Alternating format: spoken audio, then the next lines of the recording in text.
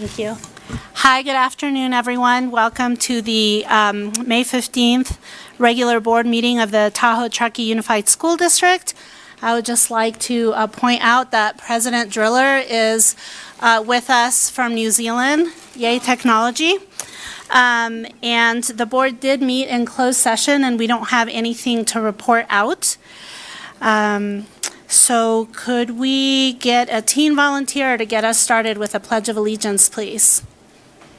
I'm looking right at Sylvan.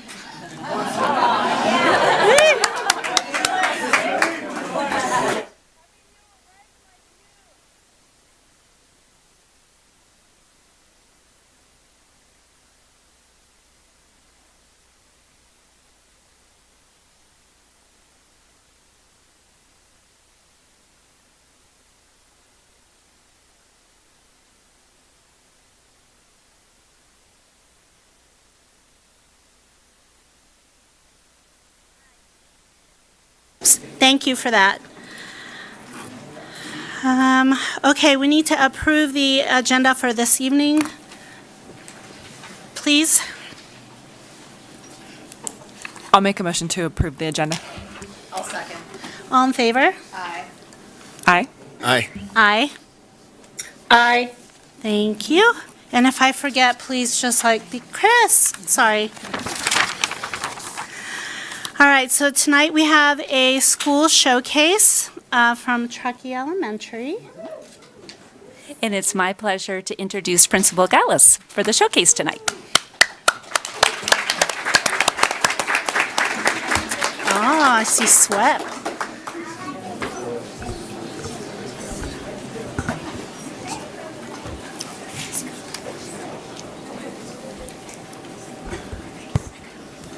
Hello, Board President Driller, Board of Education, Chief Learning Officer Kramer. My name is Ryan Gallus, and I'm the proud principal of Truckee Elementary School. And I'm so excited to highlight our school's green team and our partnership with Sierra Watershed Education Program. Truckee Elementary has had an eventful school year. We've experienced some challenges, but have embraced each challenge as part of the learning process and have come out stronger. I've seen amazing experiences in teaching and learning. Our staff has grown and shown leadership in the science of reading, reading assessment, and collaborating together to meet student needs. Our students have risen to the challenges of our expectations and have shown kindness, togetherness, and a great positive spirit. We're proud of where we're going as a school, and there's no limit for our potential. Along with the partnership that is highlighted tonight, we've initiated community partnerships such as an alpine ski opportunity with Palisades Alpine that will be school-wide next year. We've also restarted our kindergarten swim program after a long layoff. We desire to make our community and the outdoors an extension of our classrooms, and I dare say I think we've had the most field trips of any school in our community. Bringing rich experiences to our students is a huge priority for us. To build our community bonds with staff and families, we have a weekly Friday coffee before school, which is a great time for our school community to get together. Our board and executive cabinet will always have a standing invite to come visit us Friday mornings between 8:30 and 9 a.m. With that, I'd like to lay the groundwork for the stars of our presentation, our students, who will individually tell you a little bit about our green team and the impact they've had on our campus. I'll turn it over now to Missy Moeller and Brooke Landis from SWEP, who have been working with our young leaders all year. Thank you. Hi, I'm Missy Moeller. I'm Charlie Garcia. I'm Lucy Olson. Sorry to interrupt, but could you walk up to the microphone because you're being televised as well? Thank you. Hi, I'm Missy Moeller from SWEP. I'm Charlie Garcia. I'm Lucy Olson. I'm Izzy Lebedenko. I'm Brooklyn Lord. I'm Fiona Ross. I am Bailey McGinnis. I'm Elise Jacobs. I'm Rosalind Morgan. And I'm Brooke Landis. So it's such an honor to be here. Hello to board members, the administration of TTUSD, and to Scotty's Park contingency.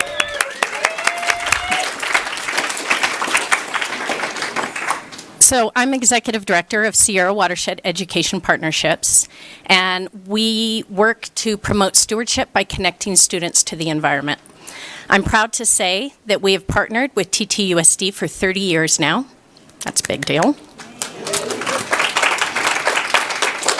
And the sustainability clubs started 15 years ago. We have the high school Envirolution, middle school Eco Action, and the green teams at elementary level, which you're going to have a report from today.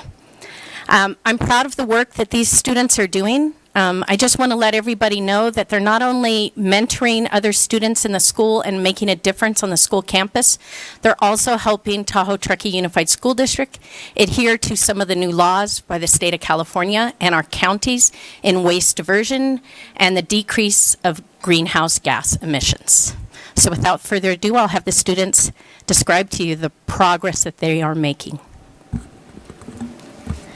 Hello, school board members. We are the Truckee Elementary Green Team, and we are so happy to be here. The Green Team helps our school with reusing, reducing, and recycling. We learn about issues affecting our planet and take action to do something about it. We are here to show you some of the ways we do that. So without further ado, let's jump in. Green Team saw that there was lots of waste at school parties. Much of this is single-use plastic and paper that is only used once for 15 minutes and then thrown away. With help from the Tahoe Truckee Airport, SWEP Sustainability Clubs got sets of shareware for each school site to use at large gatherings. Shareware is a box of reusable plates, cups, bowls, and silverware that the school can use for large gatherings. We introduced it this year, and our school has already started using it. Another action we took to help reduce waste was giving all the second graders bento boxes. These are metal boxes with compartments that can be packed with food from home, cutting down on the need for pre-packaged food.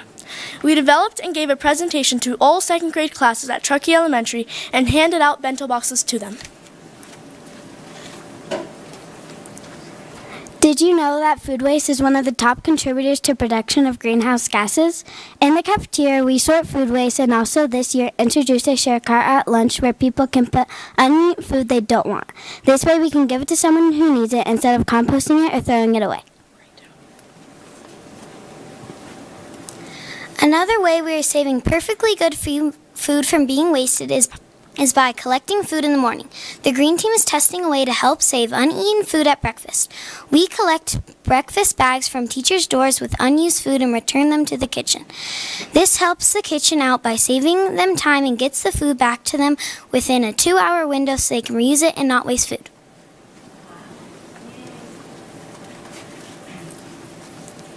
One important thing the Green Team does is educate other kids at our school. We do this in a couple ways. We read the Green Team Tip of the Week aloud during morning announcements each week. These help teach kids about an issue and tell them what they might do to help. We also have a bulletin board where we post tips for helping the earth. We have shared ideas on how to reduce holiday waste, reduce food waste, and just one thing kids can do for our planet. And here we have a video of one of the Green Team Tip of the Weeks.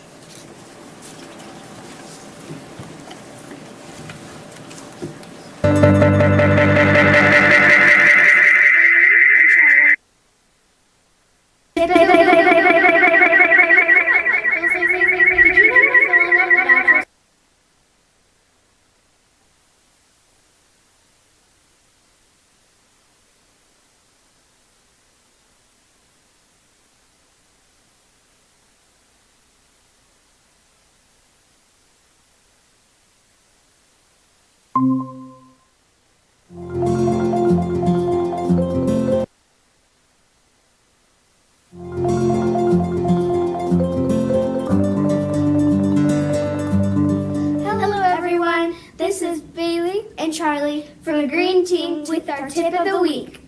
Have you thought about landfills lately? Did you know we're filling up natural spaces with trash? Yuck! How can we stop this? One way is to sort your trash. Did you know that there is a bag in your classroom to help? The brown jute bag labeled Smart Sorting Bin collection bag makes collection and sorting easier. Please use it to sort items like foil-lined bar wrappers, chip bags, go-go squeezes, and juice pouches, as well as markers, glue sticks, batteries, and ink cartridges. These bags can be emptied into the large wooden smart sorting bins around your school. All these items will be sent to companies like TerraCycle to be recycled into new products instead of going to the landfill. Do your part to help the planet. Sort your trash, and please remember, no food or drink in the smart sorting bins. Thank you.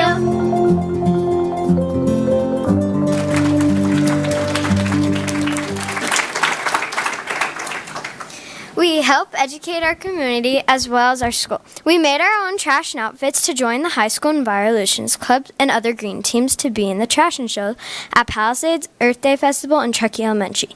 These outfits made out of trash help us educate people and how they can reduce waste to help our planet. All of these things help us and all the students in our Truckee L family. They teach other younger kids how to reduce, reuse, and recycle. Green Team at Truckee L has helped all of us find leadership by showing younger kids how to help our home. And of course, use our voice to help planet Earth. How will you help? And remember, there's no planet B. Do you have any questions for us?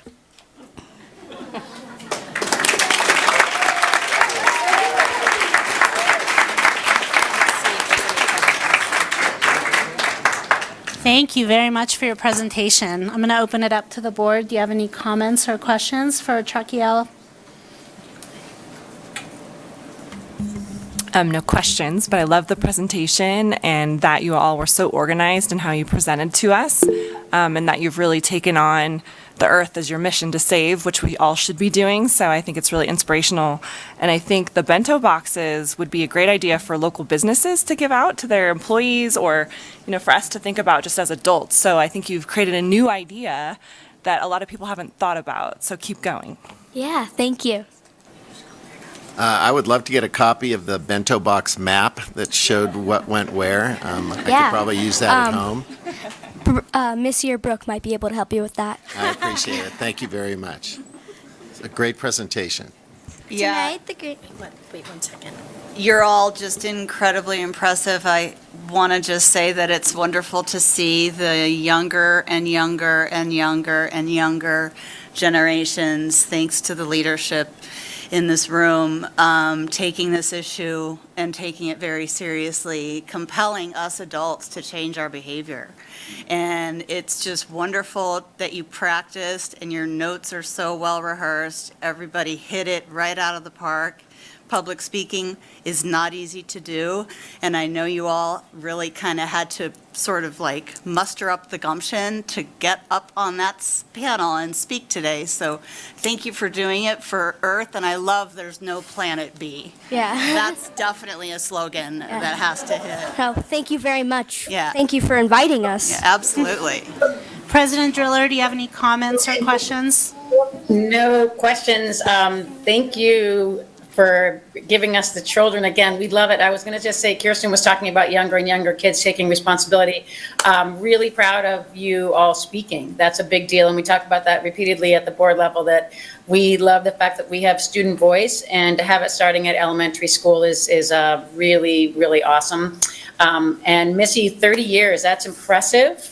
Can't believe that we've been here this long. Yeah. But really, really exciting to see that we are moving in that direction of starting our kids at an early age in that trajectory of saving it, because there is no planet B. Thanks for doing that, and great highlight of your school. Thank you. Thank you. And the only comment I have is I'm very happy that that elementary school is now part of the Trash and Show. Yes. I think that's super creative, and it's one of my favorite things, and I love that your age group is able to be involved in that and represent your peers. Anything else? Any other questions? Okay. Thank you very much. No, thank you guys. Here, we got one more. Oh, sorry. One more speaker. Tonight, the Green Team would like to empower you to begin making a difference. And how we are going to do this is we are going to give you bento boxes.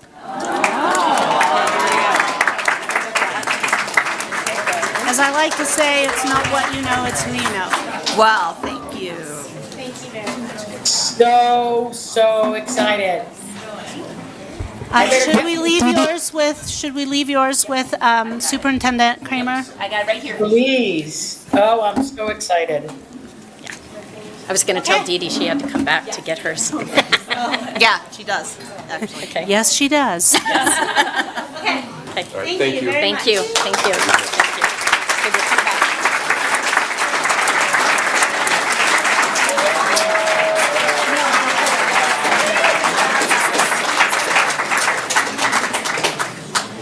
Okay, and I made a mistake at the beginning of the meeting. I forgot to ask for public comment on anything that is not on tonight's agenda. So if we have any public comment for anything not on the agenda, this is your time. Do we have any speakers for that? Okay, so not seeing any. So we okay? Yep. All right. Okay, next on the agenda, Superintendent Kramer. Yes, I'm very excited for this next activity and recognition. And to help us with this, we're going to turn to our Executive Director of Human Resources, Mr. Mike Shepard. Thank you, Superintendent Kramer, Clerk Hennessy, President Driller, members of the board. It's my privilege to help us honor our retirees this evening, and if we could have the presentation, thank you. Our retirees tonight represent 265 years of service to the district.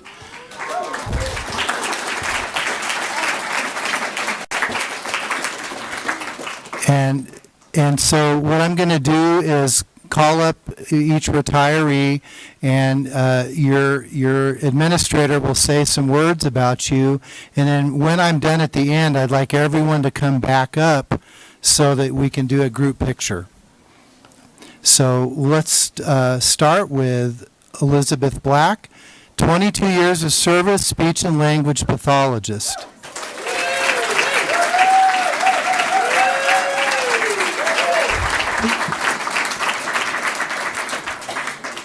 And Dr. Cohen will say a few words.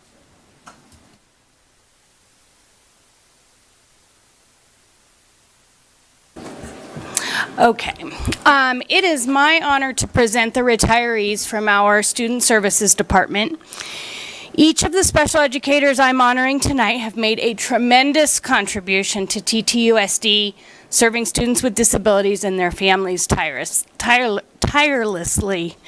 Having started my career in TTUSD as a special educator, I can say I have had the opportunity and privilege to work with each of the individuals being recognized, and I thank them for their dedication and commitment to ensuring our students with disabilities have received the highest quality education.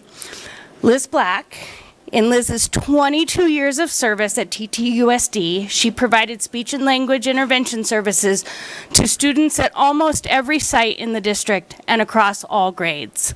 Her positivity, enthusiasm, humor, and joy of life made her a joy to work with for both students and staff. Congratulations and happy retirement.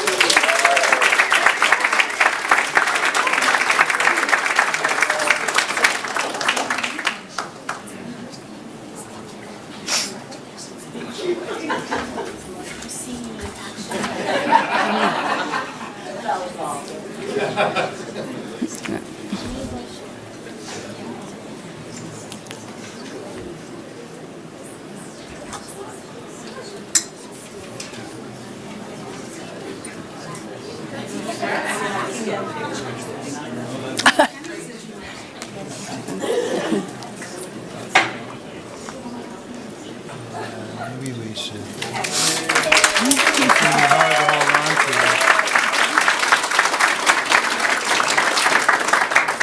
Our next honoree is Laura Borgello, 34 years of service. Speech and language pathologist. Okay. Laura Borgello. Laura's leadership in early childhood special education services helped develop the programming we have to this day. Laura has been a leader to her speech and language pathology team, providing early intervention to our littlest learners. Her professionalism and expertise in communication have made her an asset to not only our speech and language team, but across the district. We are grateful for her 34 years of service and wish her the very best in her retirement.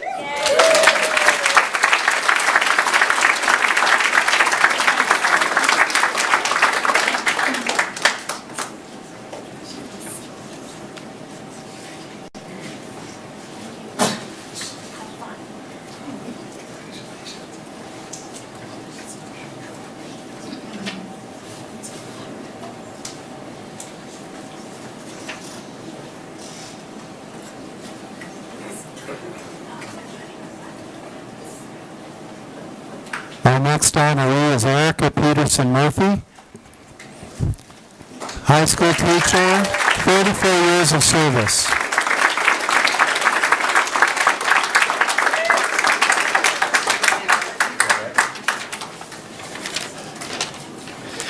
Erica, I'll help you with the gifts. I can just take them for you. I'll take the flowers home.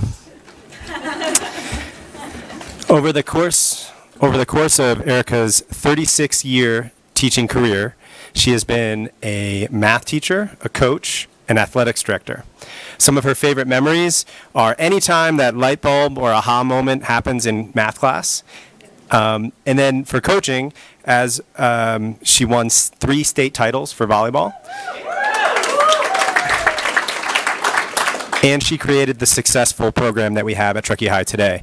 So for her volleyball coaching career, that's 245 career wins out of 315 showings.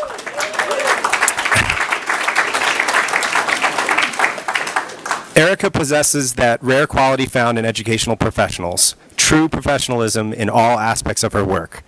You cannot replace Erica Murphy as a teacher, as a coach, athletics director, but most importantly, not as a person. Erica's relationship-first approach created long-lasting friendships with colleagues, showed students what caring means. THS is a better institution for all of your hard work, and the world is a better place as a result of that same hard work. Time and time again, graduates move on to college, careers, they come back singing Erica's praises for how they prepared her for the real world. Erica's always been there for students, inside and outside of the classroom, anytime they needed support. Erica, I know you will be having fun in retirement, but you will be missed on campus. Playing golf, time with your grandkids, that's hard fought, well-deserved. The gift is coming really soon. I think we're 6 weeks out. But thank you for your service, and you will be missed. So.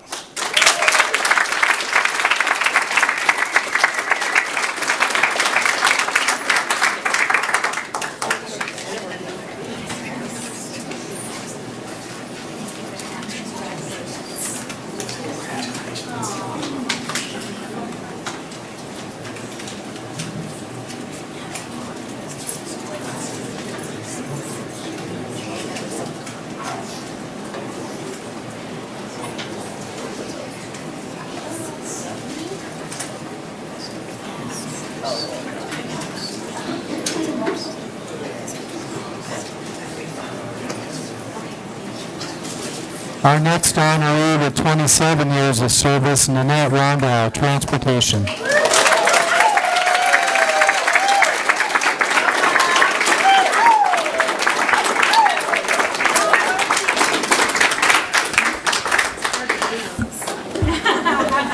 All right. It is my privilege to honor Nanette Rondow tonight and to recognize her for her 29 years almost of service, which that's a little off because I talked to her today and found out that she actually spent a couple years as an instructional assistant for us at Truckee Elementary. So with that, she started, as I said, as an instructional assistant in 1989, then took a short hiatus when her children were young. And then this is interesting. I just learned this today. A few years later, she looked into transportation, but it wasn't as an employee. It was actually several meetings with the superintendent at the time to complain about the transportation service within the district. So one thing to say to that is, ha! So when I first heard that, I was thinking, that's kind of odd, that's funny, you know? But then I started asking questions like, is that irony? Is Karma have a plan? Did you send him an apology note? So then that challenge was to become a bus driver, and she did just that, went into training in November, and then became a special ed bus driver in 1996. So she spent a couple years, 3 years behind the wheel before taking on a higher role within the transportation department as a coordinator of transportation services. And then finally in 2004 as the full-time director of transportation.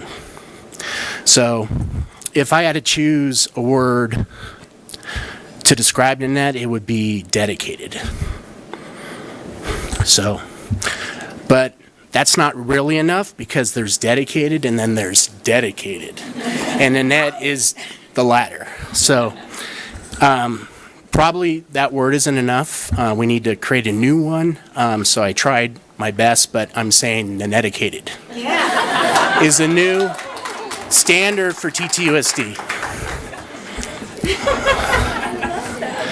Okay, so, and I apologize, it's a full room, so I'm a little nervous here. So,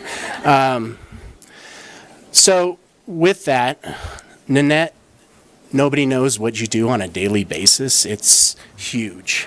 And your day never ends. It starts in the early morning and often doesn't end until that final driver returns from their route. But that's on a good day. So it doesn't include the countless hours spent making thousands of phone calls to parents, the frequent meetings with teachers and principals, and the coordination of hundreds and hundreds of field trips and athletic trips, the hundreds of IEPs she has attended, the hundreds and hundreds of weather watches, maybe thousands, being on call after hours and on weekends if there's an issue with a trip, planning routes for the next school year, planning a bus pass program, brainstorming on how we can have 6 feet of social distancing in a confined metal box. It's impossible. Developing safety protocols to protect all your drivers and students during COVID. Attending ELAC and DLAC meetings to get feedback. Dealing with federal and state regulations and CHP inspections, the list goes on. So, excuse me, Nanette does this all with one goal in mind, to find the safest and best transportation solutions that will serve all of our students. With Nanette, it's always about students. Nanette is a prime example of a leader taking a department and leaving it much better than when she came on board.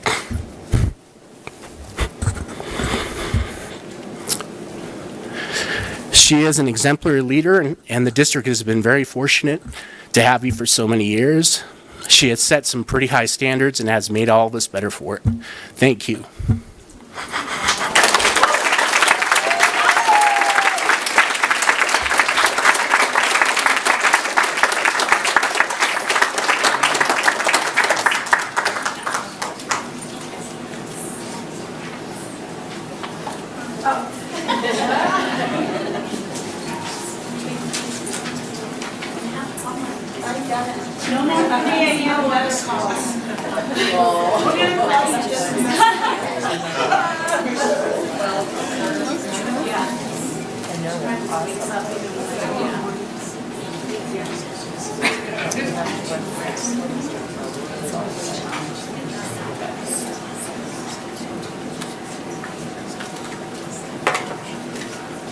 Our next honoree is Ann Valentino, 30 years of service.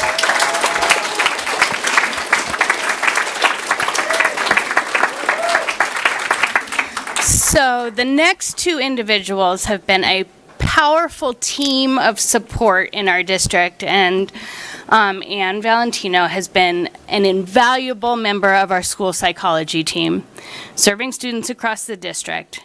Ann's dedication to the school district for the past 30 years supported students, families, and school sites in identifying strategies for enabling student success academically, socially, and behaviorally. Ann's empathy and care identified the potential in every student and staff member she interacts with. We are going to greatly miss her service. Congratulations and happy retirement, Ann, and I'm very jealous.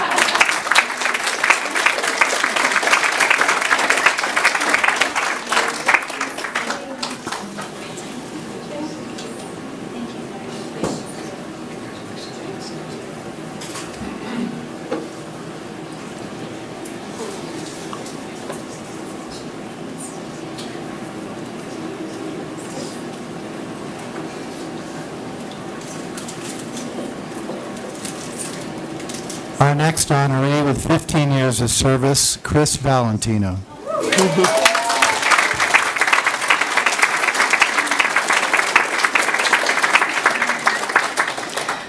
So, Chris Valentino. Chris was instrumental in developing a program to support our students with visual impairments over the past 15 years of service at TTUSD. He developed strong relationships with both staff and students and worked tirelessly to support their individual needs. Chris supported access to visual supports, technology, interesting activities, and curriculum access to so many students with disabilities over the years. Congratulations, Chris, and enjoy your retirement.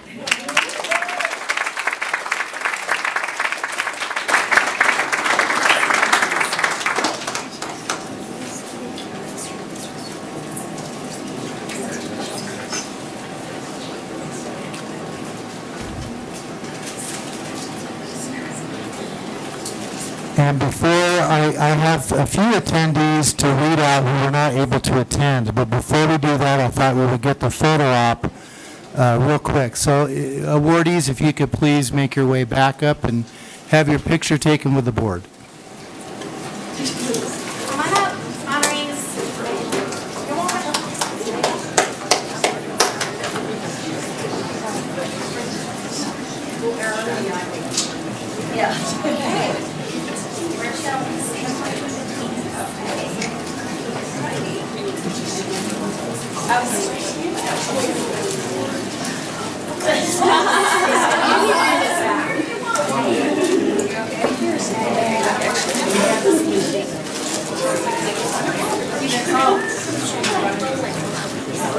Let's just get easier. There we go. We're back up.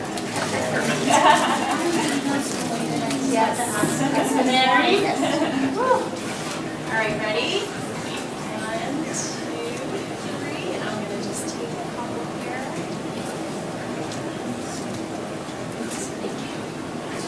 Got it. Thank you guys. Pretty good.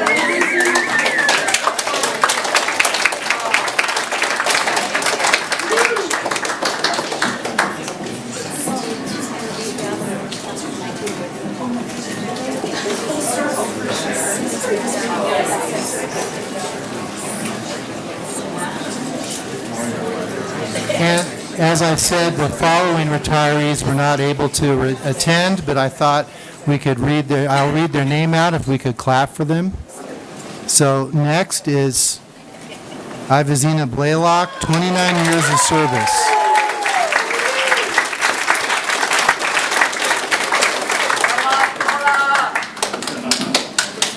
Teresa Charter, 28 years of service.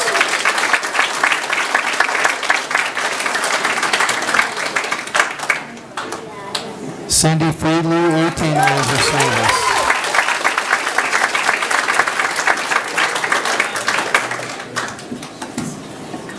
And last but not least, Michelle Smoljanic, 28 years of service.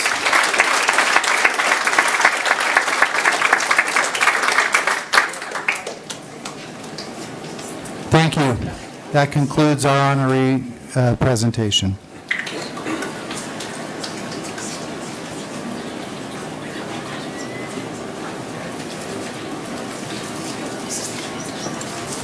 Do Do we have President Driller back on screen?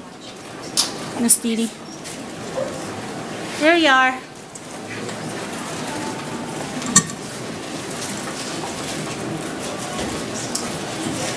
Okay, next item on the agenda is the superintendent's report. Thank you, Clerk Hennessy. I want to start with some thank yous. The first thank you is to our generous PTOs who provided an absolutely delightful staff recognition week last week. And we thank you for making the week special for everyone. Your kindness and generosity are greatly appreciated. The second thank you is to our District Strategic Plan Task Force, who worked all last year and were willing to come back last week, along with members from the Parent Superintendent Advisory Committee. They participated in a meeting last week to provide feedback on our proposed actions for year 2. Their suggestions were incredibly helpful. Their dedication to championing the plan's priorities and supporting staff and aligning it with the next set of actions was really inspiring. TTUSD is fortunate to have such strong community connections and thoughtful educational partners. And you know it wouldn't be a district superintendent's update unless we talked about the strategic plan a little bit. So tonight you will get to hear about community connections action when we have our presentation of the proposed TTUSD language access plan. So you'll hear a little bit more later. So that concludes my update. Wow. Thank you very much. Okay, the next item on the agenda is why we are all here today. Well, why you're all here today. So we are going to open it up to public comment, and I just want to lay down some guidelines, just like last time. We do have some folks that, filled out public comment, meaning they want to speak. I'm just going to make an executive decision, and number 2 will become number 1 just because he's our youngest member of the community to speak. And then I just want to remind everybody you have 3 minutes, and we usually set aside 30 minutes. What I want to do is I want to make sure that after these people speak, that the remainder of the time, as President Driller said, we value student voice. And just like last time, I want to make sure that we hear from the teens. So maybe if we could alternate an adult and a teen, an adult and a teen, just so we make sure we hear from them. So did I cover everything? All right. So the first member to come for public comment is Brant Odom, 6 years old. 7? Excuse me, 7. 7 years old, pardon me. And if you don't mind, when you come to the Clerk podium. Hennessy? Yeah. President Driller has a question. Oh, go ahead, Dee Dee. Brant, before you start, I definitely want to just make sure, Chris, that we announce that we did have public comment written in and that we did get a chance to look at that, but I just want to make sure that those who did write know that we have some of those, and that I just don't want to make, I want to make that note that we did get some written, that we will not be reading those in this session. Is that correct? Yeah, thank you for that. We did receive them. And just on that note, I just want to encourage the public, anytime you email public comment, if you could please do your best to send it earlier rather than last night or this afternoon. You know, it's just helpful because it gives us more time. Okay, we have a stepping stool, and if you don't mind, young man, could you please let us know again your name and what school you attend? Thank you. It's in my bag. Okay, so I'm going to preface this. My brave young man here chose to skip his baseball game tonight to come speak on behalf of the Scotty Lapp Memorial Skate Park. I'm very proud of you. And he wrote this by himself in his Pokemon journal. I might have added one little plug at the end, but the rest is all him. Okay, go ahead.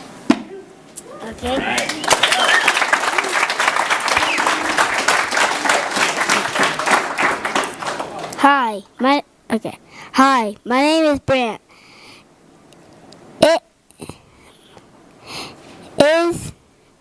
Hi, my name is Brant Odom. I am in first grade at Tahoe Lake.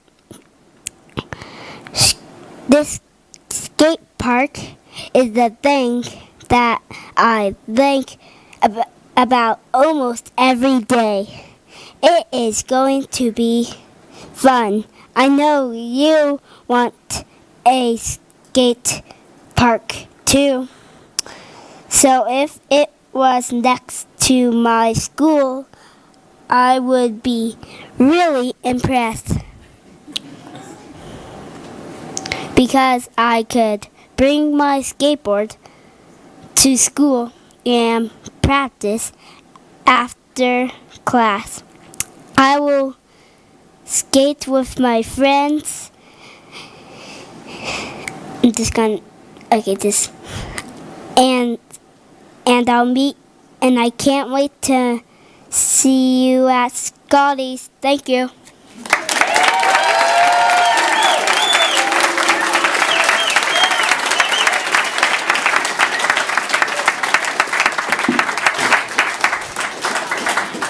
Thank you for sharing. All right, next up is Katie Biggers, please.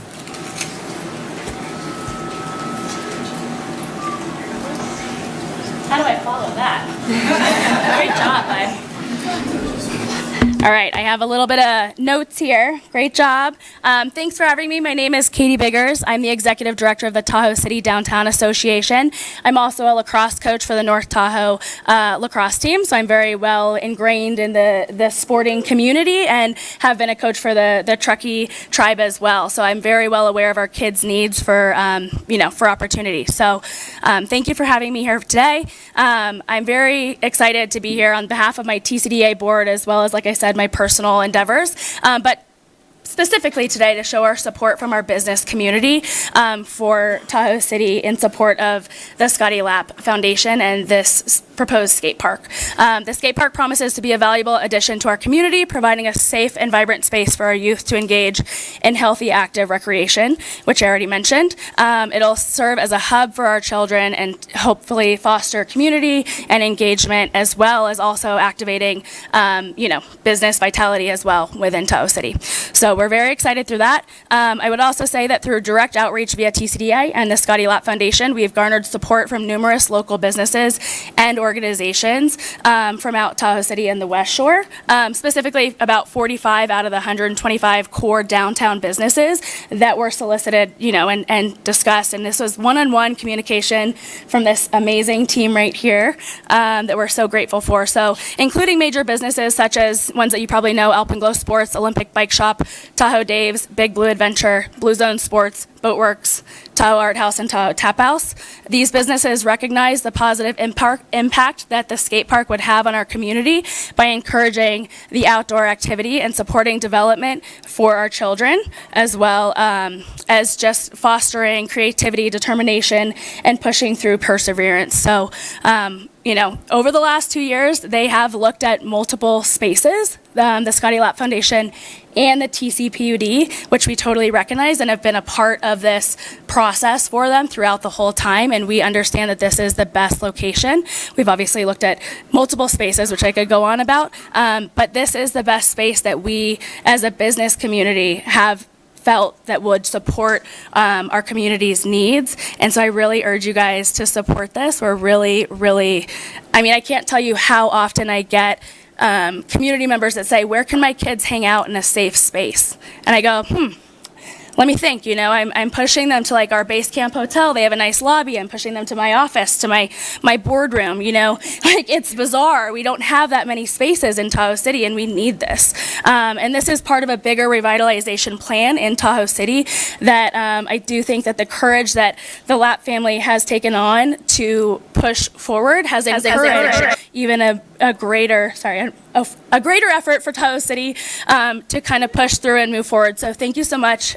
I hope you will, consider moving this space.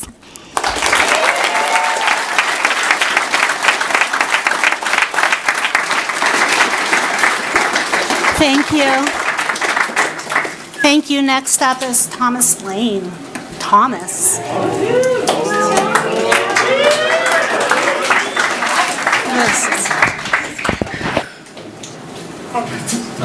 Where are you going? Did you change your mind? I don't know, it's a tough act to follow. If I had those elementary kids, it would be great. So I'm Tom Lane, and really all I wanted to do for you guys, and thank you for entertaining us and everything else today, and I do feel sort of like the Boston Bruins playing with this countdown going on. I just wanted to read just two letters that came in late this afternoon that you may not have seen, and the reason for this is these people are particularly right across the street from the elementary school. The first one is Glenn Polson. He lives on 380 Grove Street, which is virtually just about across the street. And basically, his comment was, "My name is Glenn Polson. I live at 380 Grove Street. I'm appreciative of the hard work of the Scotty Lapp Foundation and their efforts in the last 2 years. I realize that they and numerous public agencies have done extensive research to find a location for a permanent skate park in Tahoe City. I would like you to know that as a property owner at the above address, I support having the skate park at the current dog park location on Grove Street by granting SLF and TCPUD use on the district property. The district board will show their support of the local youth and the children they are voted to represent. Thank you for the consideration." So I just, and I don't want to read the other letter. This is from Ken Whittles, and he's at 710 Tahoe. He's basically right next to the AT&T building. I think it's still the AT&T building. So I just want to make sure that the board understands that the neighborhood is in support. I think you've seen a large number of letters assuming that, and I do agree with everything that's been said, that this will really enhance our downtown and provide great opportunities for a long term for our children and everything else, even though mine are graduating. So thank you very much.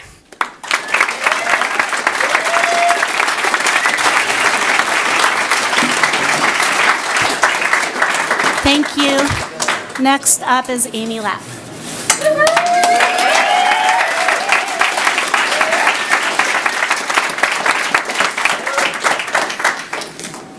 I'm actually going to read this so I don't go too long here, but now I just can't find my text. Here we go. Text to myself. Thank you to the board members and staff for your time. Thank you to our skate park committee and our entitlement team for over 2 years of blood, sweat, tears, and dedication. We're amazed by the support of our community and respectful of those who show concern.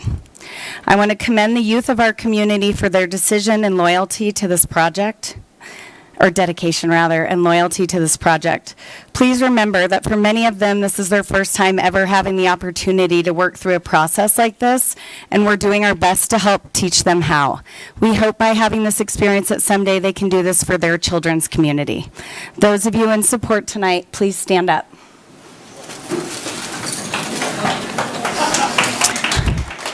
Members of the board.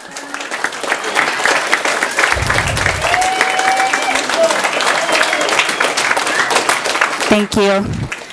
Members of the board, we're excited and hopeful you'll give us the chance to continue the conversation about the Grove Street property.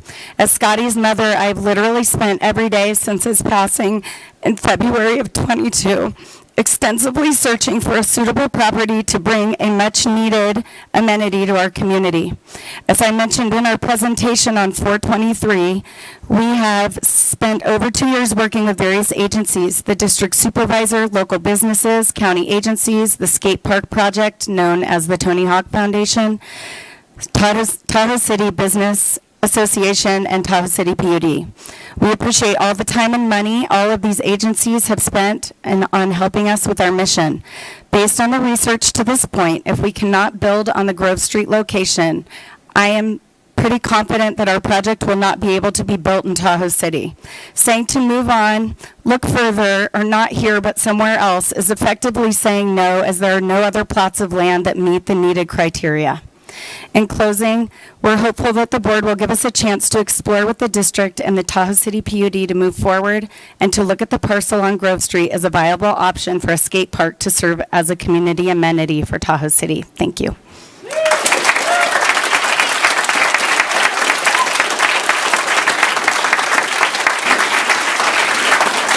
Thank you. Okay, next up is Valley Murnane, please.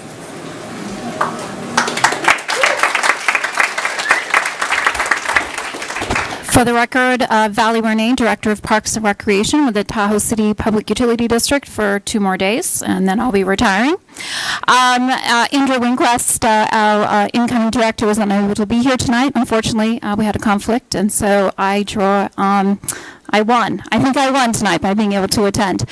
So I'm here just to reiterate the Tahoe City Public Utility District's support of this project.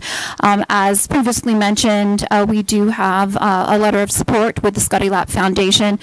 This foundation came to us about 2 years ago to ask for the district support. Our board unanimously supported supporting the Lapp Foundation to look for a property. I would like to also acknowledge tonight the North Tahoe Public Utility District. They also stepped up with our district to fund an assessment to see where the best location for a skate park could be located, and the Tahoe City Dog Park was recognized as one of those locations. We, as a district, are here to provide parks and recreation services for the constituents of our district and to enhance the quality of life. As the school district is very well aware, we are in the business of operating and maintaining parks and recreation facilities, and we do maintain numerous of your property and fields already. We are the professionals in our area for doing this kind of work, and we look forward to potentially being able to manage and operate a skate park for the constituents of the Tahoe City Public Utility District, and also those others, folks from other areas of the community as well. And I think that's about it. So we appreciate you taking the time tonight to seriously look at taking an action for the use of that property. Thank you.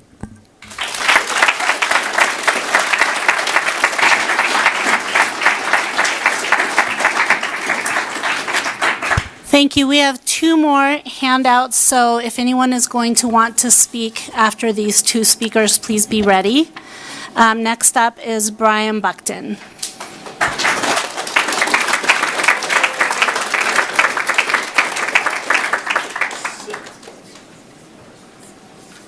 Hello. My name is Brian Buckton, and I'm a veterinarian in Tahoe City. I've been a veterinarian in Tahoe since 2001. I've owned the vet clinic in Tahoe City since 2016. I have 2 teenage boys. And so I have a rather unique perspective. I'm here representing the kids, the teenagers, and the dogs. I look out here and I see the majority of you I know, either as clients or as friends, kids that I've skateboarded with, dads I've skateboarded with. I grew up skateboarding, skiing, snowboarding. The more I skateboarded, the better I got at snowboarding, the better I got at skiing. It's a great sport. It's a sport that allows kids to be outdoors, being creative, being active, and a skate park where they can gather with their friends, I think, is a very needed thing in Tahoe that I've been supporting since I moved here in 2001 and have been part of groups trying to make this happen for a long time. So anyhow, I'm an advocate for the dogs in our community. My business depends on them. And I love dogs. But likewise, I'm also a strong advocate for skateboarding and the kids in our community. I won't go on about all the benefits of skateboarding in a skate park. I think we've been hearing that already. We all, I think, are in agreement upon that for the most part. I've always felt that the Tahoe City Dog Park is too small. It's too small for dogs. It's a fenced-in, tight area. We see dog bites. We see disease transmission, parasites, and disease. Dog parks need to be big. Dog parks have to be wide open spaces where people can run with their dogs. We have lots of those already available in the form of trails and open space where dogs are permitted. There's very few places kids can skateboard. We live in neighborhoods with steep streets, rough roads, very few sidewalks. I spent a lot of time in high school and college at skate parks. It was an escape for me from the stress of school. And it's a place you can go and be with friends and not be chased off by business owners and police, school staff, getting chased off of the stairs at high schools, getting chased off of the loading docks behind markets and stores. And so I just strongly feel that the dog park, dog owners, is dysfunctional as a dog park. And we see the effects of it in our business. And so I'm here representing the staff at my veterinary clinic. They are all in agreement that it's not a good dog park. And I think it has a much better purpose as a skate park for our kids and our community, and it has my full support for that. And so please take that into consideration. Thank you.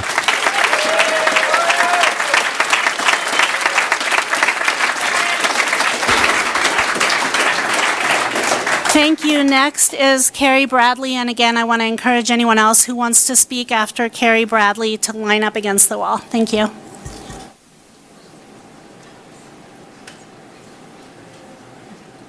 I'm going to keep this brief. I think a lot has been said of what I wanted to say. I just wanted to talk to you as a local who lives right in that neighborhood. I've lived there for 30 years. I'm up on Bunker Street. I've raised a 17-year-old and a 21-year-old in the neighborhood right there. And I believe the skate park in this location. I'm sorry to interrupt. Can you make sure that your mic is on or speak closer to the mic? Thank you. Okay. Okay. I believe that the skate park in this location is the best recreation idea for the children and families of our community. Since I've lived in this neighborhood, we've voted away a swimming and a recreation facility. We've gotten rid of the community tennis courts. And I just think in this digital age where it's easier for our kids to hang out inside their houses and play virtually, we should be facilitating all outdoor play. I believe we owe them this. And I just think we all know that if this doesn't happen here, we've ran out of options. And I ask you to please, please do what the overwhelmingly majority of our community have asked. And that's vote for the skate park at this proposed site. It's such the perfect option. Thank you.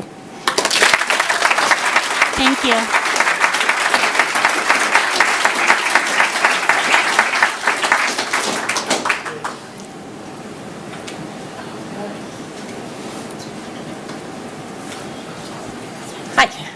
I wasn't planning on talking, but I've been hearing two things that I have rebuttals for people who think it's not a good place for the dog park. I live right around the corner on Pioneer, and so I drive and walk by the dog park in that zone like 100 times a day. And sorry, I'm a little nervous. And there's two things that I noticed. For one, there's never anyone in the dog park. It's a community place, but no one in our community uses it. Everybody brings their dogs on hikes, they bring them to the beach, they run them somewhere else. There's no locals in the dog park, and in fact, there's never even any tourists in the dog park. Maybe those guys that are fighting that Brian takes care of. But there's really not, it's not really serving our community that well. So a skate park, you would bring it alive, it would be awesome. I have kids, we have a gazillion kids in our neighborhood that all are so jazzed on this. The other thing is that right next door, there's a baseball field, and night and day until like 10 o'clock, 11 o'clock at night, those lights are on, full blast, there's people screaming, there's adults playing their softball league, and they're partying and hooting and hollering, and then at like 7 a.m., there's kids hooting and hollering. So there are people there all the time being very loud. So the noise, I don't think it's going to be any different. Could be quieter because the kids have school during the day, right? And they probably won't be there after dark. So it's going to be shut down after that, and won't be skating at night. So I think those two things, they're a wash as far as I'm concerned. So. Thank you. Sorry, my name's Alicia Doherty. Thank you very much for that. Please remember to state your name, okay, for the record. Thanks. Hi, my name is Kylie Nemeth. I'm a student at North Tahoe High School. I switched schools sophomore year to go from Truckee to North Tahoe solely based on the community that exists in Tahoe City. I mean, it's just unlike anything else in this area. The kids and the people and the businesses, and it's all just such a tight-knit community. And it's so nice to be able to have somewhere that we can go and be with all those people and feel that community and feel that love that we have for our community and for Scotty and for their family and all of us. And also I would like to make the point that I've always kind of wanted to get into skating, but I've never really felt comfortable as a girl in the community. and I'm starting to get into it. I'm not good or anything. The guys make it look way easier than it actually is, I gotta say. But having the skate park has definitely given me a lot of confidence to kind of start and get on the road to learning how to skate, and yeah, I think that's pretty cool. Thank you.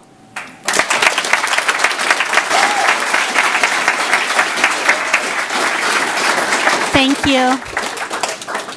Hi, my name's Brock Goebel. I go to North Tahoe High School. I spoke last time.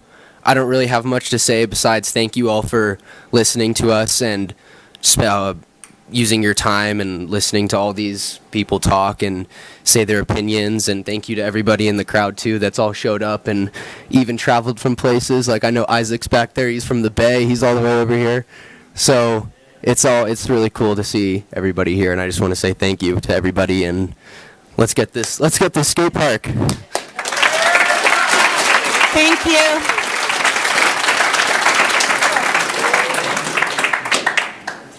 Hey, my name's Ezra, and I go to the high school in North Tahoe. I think the skate park is something that, like, not only is a good way for us to, get outside and, like, get exercise, get activity, do something that we love, but also a good way to kind of connect, like, the younger kids, like, in, like, grade school still to the kids in high school, because I feel like that kind of, like, big brother role that you can have to like a younger kid through like a sport is kind of like a good thing for creating community, because like kids of all ages are in like one place, and I don't know, like the shared love for the sport that everyone has is like a good way to, I don't know, bring people together that might like not come into like interactions with each other outside of that. And also, yeah, like Brock said, let's get the skate park to happen, please.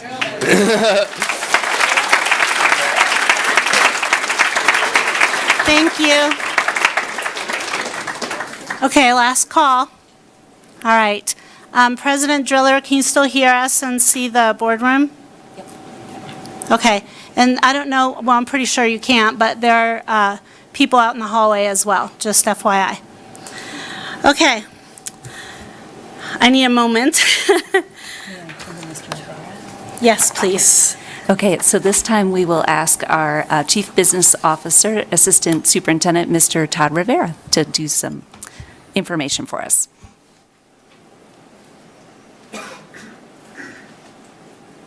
Thank you.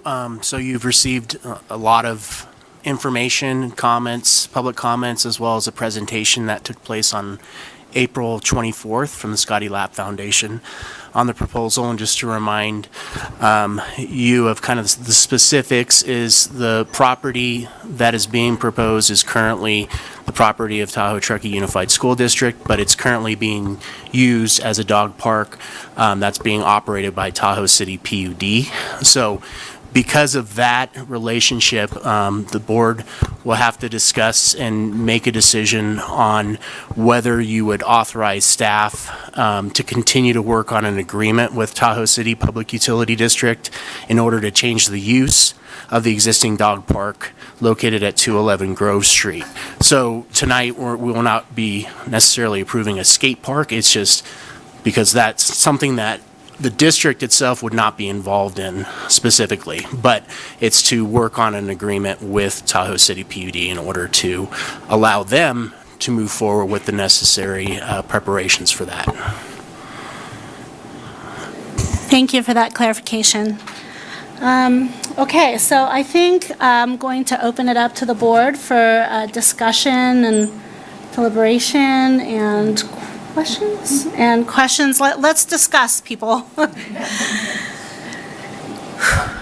Yeah, I have a question for Todd. If I can, I'll kick this thing off. And that is, it's TTUSD property, but TCPUD will be administering it, maintaining it, so on. Is that correct? Yes, that is what would be included in an agreement, is essentially changing the use either through a long-term lease agreement with Tahoe City PUD or some form of a joint use agreement where we allow them to utilize the property. However, the operation and maintenance of that would fall on Tahoe City PUD. Does that include liability in case of injury, accident? Yes, we would have to put in language that would release us of any liability for anything that occurred on the skate park. Okay, thank you. I'm going to reserve further comments for a little bit later. Anyone else? President Driller? Yes. Thank you for that.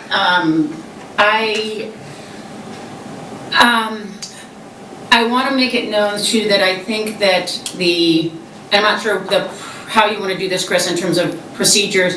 I definitely want to make it known that there were a great number, or not great number, there was a number of public comments that we as a board received, and as Chris alluded to, not in a timely manner, so we didn't get a lot of time to process all of the information, but I do want to make it clear that there was definitely some new information and new things that we as a board were given just recently in opposition to the skateboard park's location. And it didn't come out at this particular meeting, but I definitely want to make sure that we as a board are listening to all sides and making it clear that everybody that we have heard from, that we are putting that into our mix as how we are making this decision moving forward. A couple comments from me, and then I do want to have us as a board discuss a little bit more of this moving on. But I do want to share that as a TTUSD school board member, I am 100% in favor of the proposed Scotty Lapp Foundation's goal to have a skateboard park in Tahoe City. I'm overjoyed and impressed to see the amount of determination, tenacity, energy, and financial backing that the Scotty Lapp Foundation has been able to harness. This work does not and did not go unnoticed. I have lived in Tahoe since 1984, and the idea of providing a community/recreational center for our youth and community has been discussed, proposed, and tried to establish, but we have come up short each time. With this new energy from the Scotty Lapp Foundation, I believe that the timing is right to work together to make this happen. We have waited far too long. I, however, implore the entities, all parties, Placer County, Tahoe City PUD, the Chambers, the Downtown Association, the North Tahoe Community Alliance, to all work together to recognize and properly utilize this gift and use this skateboard park project as a catalyst to something bigger and better than just a skateboard park as an island. Use this skateboard park project as the building block for a proper community and recreation center for Tahoe City. Make a recreational core for the town and not just a skateboard park island. I think we owe it to our community. So with that being said, I would like to go back to the rest of the board members and have more discussion. Okay, who's next? I'll try and jump in. Thank you everyone for both attending the last meeting and the meeting today. I did read all the public comments, so I think it's difficult when you live in a neighborhood for a long time and you're presented with change. But I do think that that's an opportunity for the community to see itself in a different way. So comments about, noise and we would miss our dog park. I think that's still an aspect of community, but I see the skate park as an opportunity to just change that vision a little bit and to bring in a population within our community that maybe has been underserved significantly, and that is our students. In addition to our skateboarding community, I feel like a lot of people that skateboard don't feel seen by the rest of the world. So for me, even though there are, sort of nuances to this that maybe haven't been totally fleshed out, I think the benefits outweigh sort of the cons that may be perceived, and I'm going to say perceived at this point. I think it's worth a shot, and I think that, yes, there may be bars and other uses, but we don't have a perfect scenario to go by. We're not building this from scratch because there's a community that's already there. So I think as a board, for us to maybe discuss what that opportunity looks like to be able to create a skate park here and integrate our students, integrate the neighbors, integrate the businesses to see this as a positive and to provide that opportunity. Thank you. Do you have anything you want to share? Yeah, first of all, I really just wanted to say how amazing it is to see this many people in this boardroom under one cause. And I have to say, the 15 years that I've been doing this, this is one of like 5 times I can count on one hand that this many people have been in this room. So I'm speaking to each and every one of you because I know you have homework. I know you have stuff to do. And it's finals, and it's AP testing, and the world is going on, but you're all in this room. So whatever we take away from tonight's decision, you have all definitely changed the world by your action and your motivation to realize that you can make a difference, and that no matter what you feel your society perceives you as, a skater or a writer or maybe a non-academic, you're all very important people. And it's just so amazing to see the dedication and the courage and the tenacity you all brought into this room tonight. We have a very difficult decision to make. It's not as simple as it looks. It's definitely never as simple as it looks. We're all very passionate people here. We care about kids. That's why we do this work. And you've also elevated the conversation of skateboarding as a sport. It's now an Olympic sport, and it needs to be recognized as such. So as a skater myself, I can completely say that skating saved my life. So I get you guys.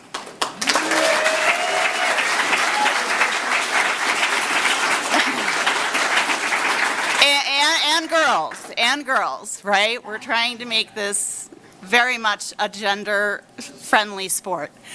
So I'm really proud of all of you, and I hope you take this learning lesson into the future to continue your activism and your motivation to change the world. Because it starts with little projects like this. It's not little, it's monumental.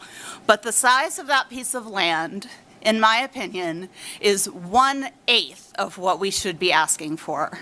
You should have a skate park like they have in San Diego, like they have in Santa Monica, like they have in Marin, right? Why would we settle?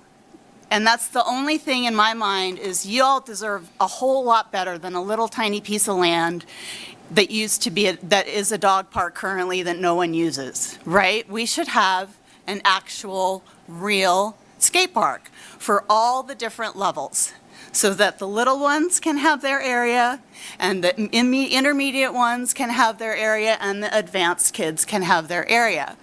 I think we should shoot for the stars on this. I hope we can start with something like this to create an entire movement so that this community becomes recognized as a skate pride community. And that's where we need to take this. It starts always with a small movement, but then it can turn into something massive. I'm not sure how this is going to turn out tonight. We've had, just today, we've received 30 pages of public comment, and we all work. So we can't actually read our emails while we're working.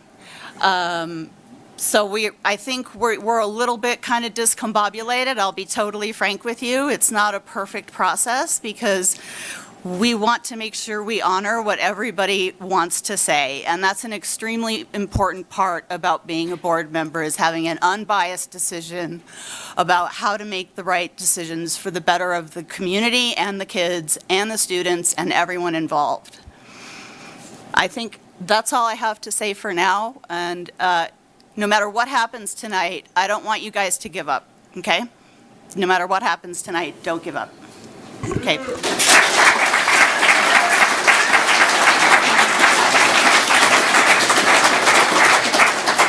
So what I would bring to the table is that I was really bummed to get 30 pages worth of emails at 4 o'clock.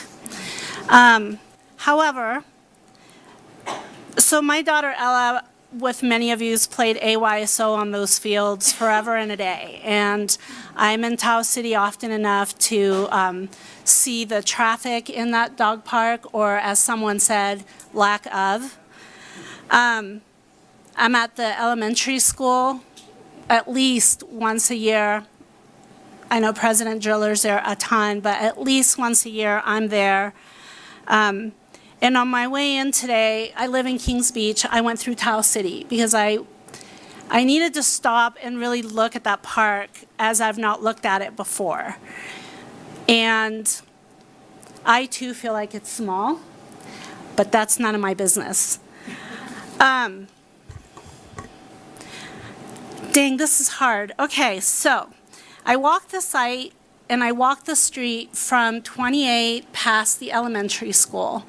And I put myself in a situation, you know, I live in Kings Beach where we have a lot of mixed-use streets and a lot of happy stuff and a lot of like stuff that needs help and improvement.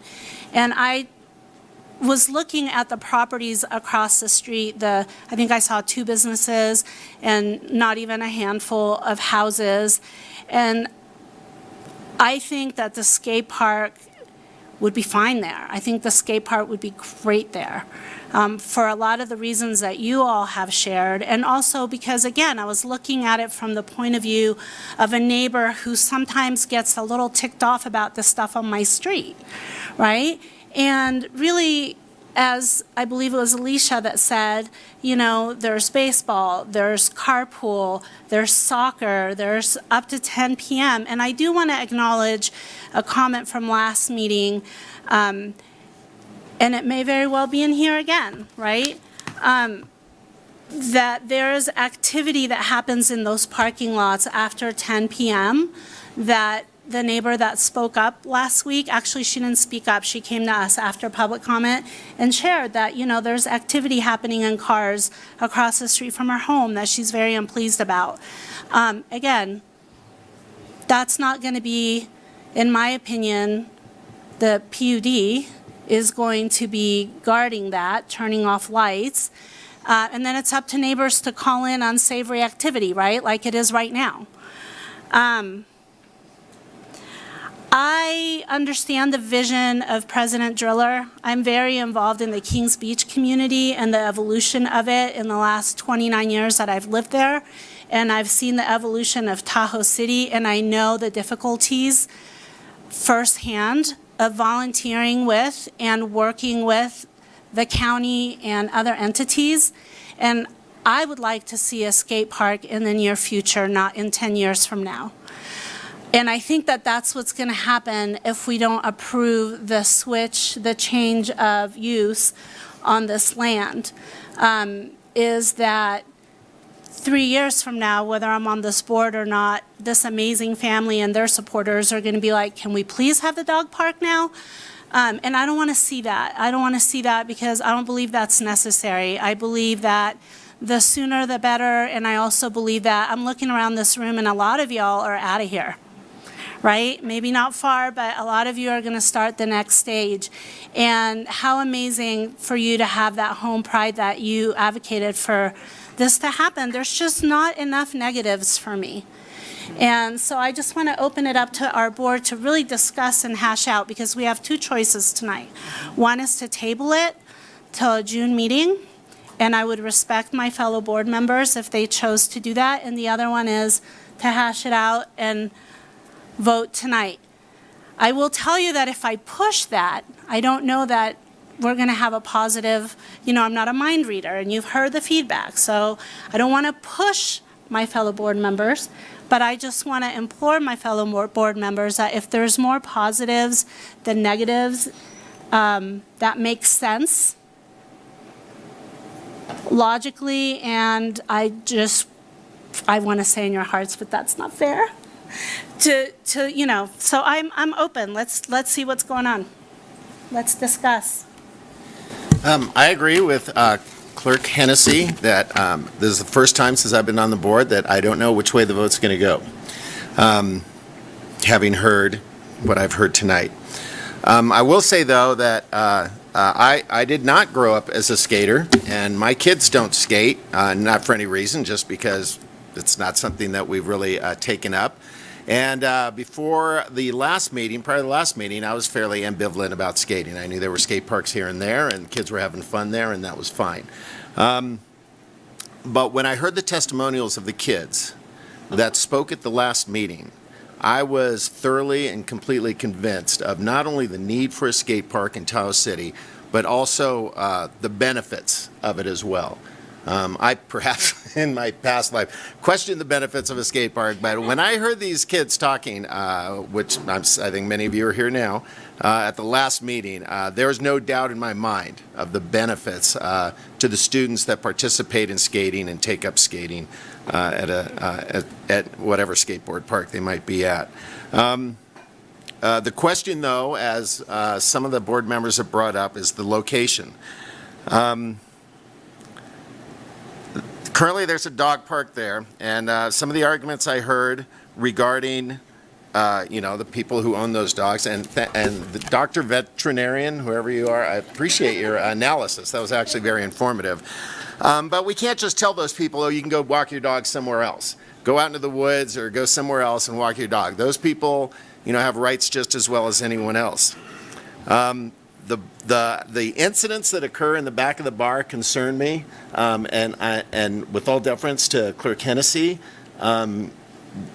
even with the lights, turning out the lights and putting it on the neighbors to report, I'm not sure. I'm not sure. I'm not as sure about it as you are. Right. I'm concerned about the residents. We got some letters from residents regarding their concern of having the skate park across the street from them. And I was concerned about the liability issue, but Mr. Rivera cleared that up. The bar nearby is a strange thing to have next to a skate park, but I am not worried about kids being there at last call.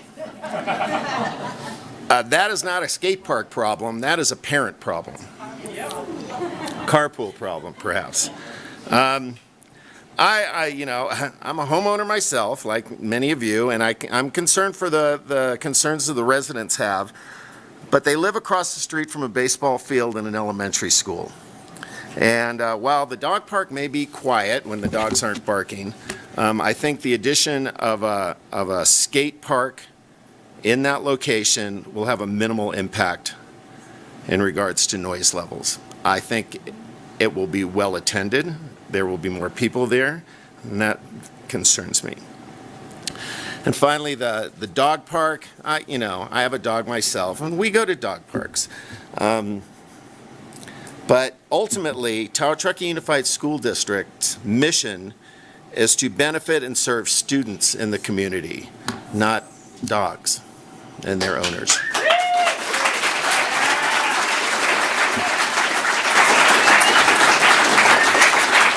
And finally, Dee Dee, with all deference to your comments, and I agree that patience is a virtue.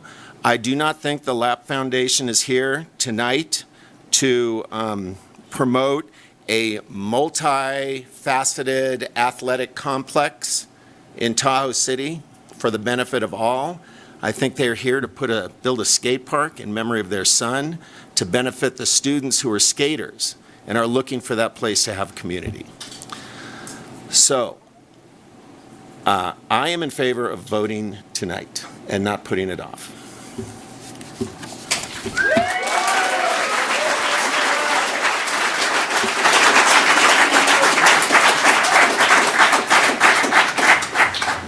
Any last comments or questions from the board before we put this to a vote? Clerk Hennessy, I'll add a couple more. I'm going to put my land use planner hat on for a minute here, since that's a majority of what I do. And I have this in the back of my mind, if you build it, they will come, and we have to start somewhere. So I mentioned that. And I am sensitive to the fact that this is currently a dog park. I think that there's other options that have been discussed for relocating the dog park to provide those opportunities. But dog parks in and by themselves are still somewhat exclusive because people with dogs go there, but other people don't necessarily go there. A skate park is totally open for anybody and everybody. And so that's my, wearing my land use planner hat and building community, you've got to open it up for that opportunity, which I think is really important. And I think if this skate park is there, it will change the behaviors of other uses around it. Because people will start to see the opportunity of that community center happening. And so maybe those bars say, maybe that's not the best use for this site anymore. You know, maybe we as a community can change and have something that's available for everyone in the community to access versus a certain segment of our community. And I think that's really important. So again, I really look at this as an opportunity for us to sort of change the lens of what community means, you know, in this part of Tahoe City, and becomes more inclusive for everyone. So I'm ready to vote also.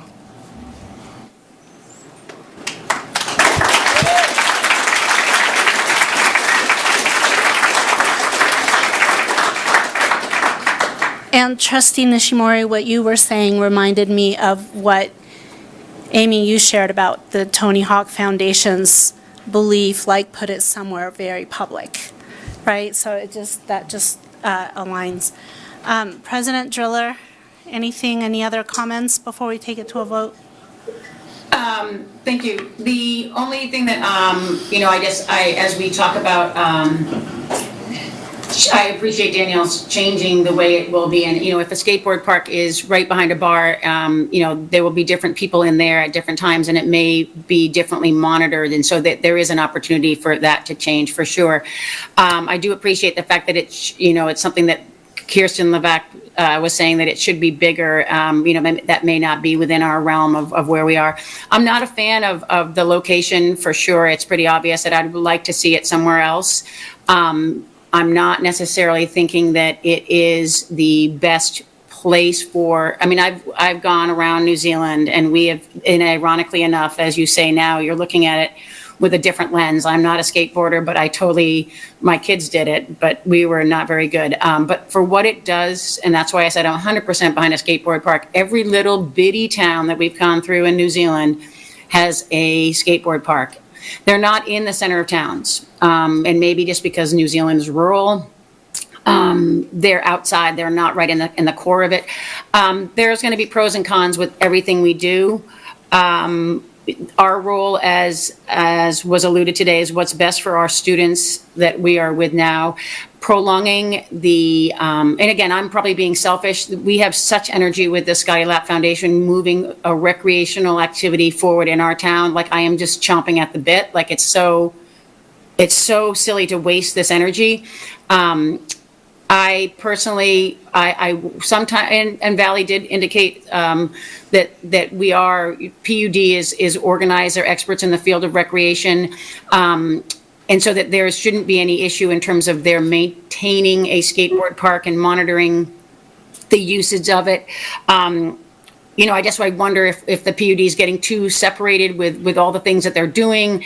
Is there a way to put it into our core recreational center? And I know, Pat, you alluded to the fact that that's not Scotty Lap's goal. The foundation's goal is not to make Tahoe City the best recreational, and I respect that 100%. I'm saying that what a great energetic move we have, and could our entities all work together to make it so that we do actually have a recreational center, and their energy is something that we haven't seen. So to lose that would be a mistake.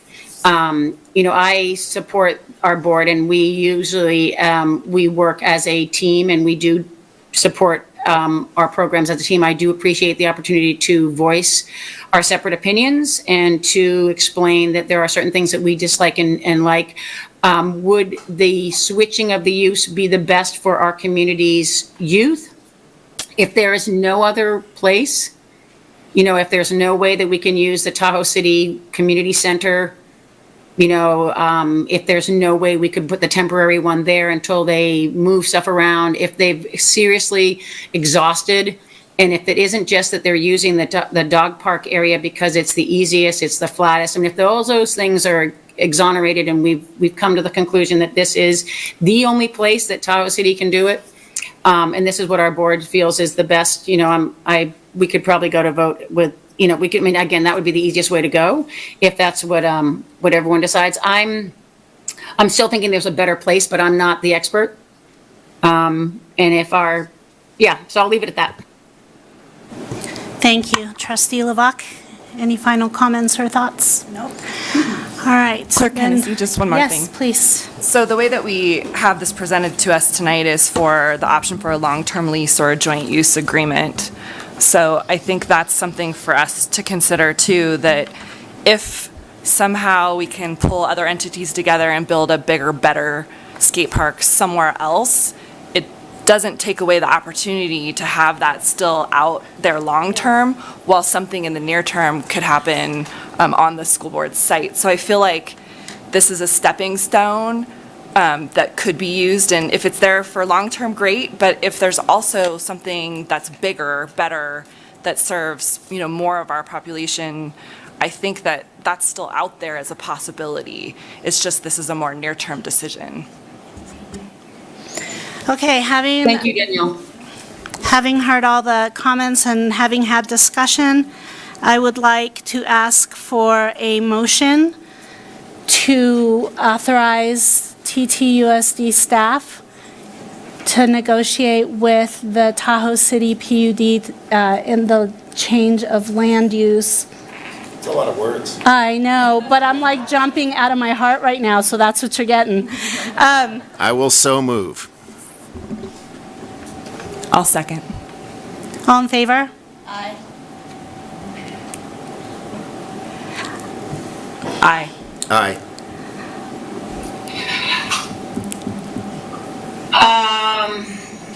Wow. I'm going to support the board's decision to do this, but everyone understands that this is not my ideal choice. So I will say yes, but with reservation. And heck yeah.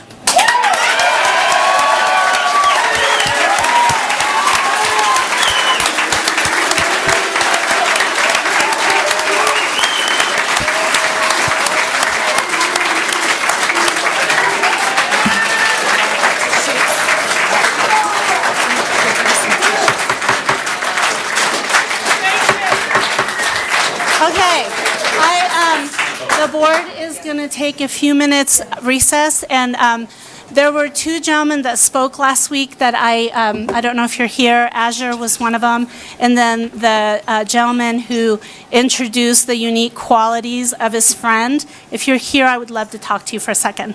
Thank you and congratulations. So 5 minutes. 5 minutes. Because I haven't seen you forever.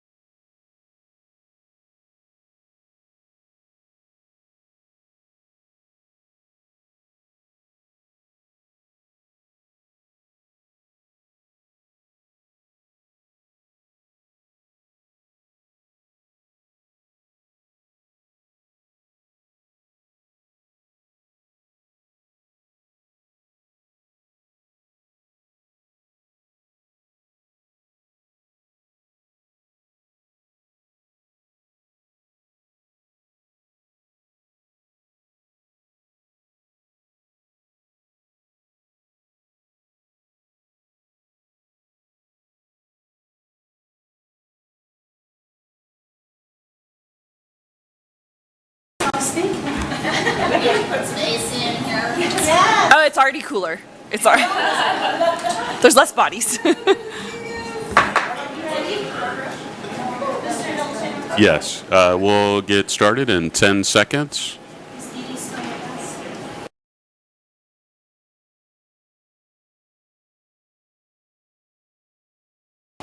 Okay, we are reconvening the TTUSD board meeting, and we are still under business services. Item 12.2, Superintendent. Yes, and for this, we will also turn to Mr. Rivera. Thank you. So this is another reason to celebrate tonight because we're finally finishing or moving forward with the final improvements for our indoor field house at Truckee High School. So that's been something that's been planned for a long time. We went out to bid for the project to finish, do some HVAC work, some painting on the inside walls, some indoor padding, as well as artificial turf inside of the building. So that'll be a great asset for our students and athletes to utilize in those months that they can't get out on the fields. So we're very excited about this.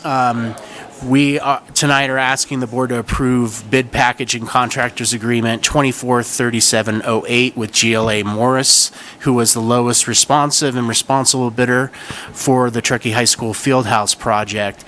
And we did have two bidders on the project. One of the bidders was deemed non-responsive, so that left GLA Morris as the lowest responsive bidder. There was also a question from a board member on the alternate.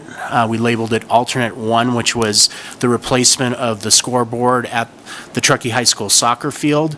And the questions were, what exactly is an alternate and why do we use that? Essentially, an alternate is a way to separate out a portion of a project if we're not so sure how the bids will come in or how much funding we really have available for the main scope of the project.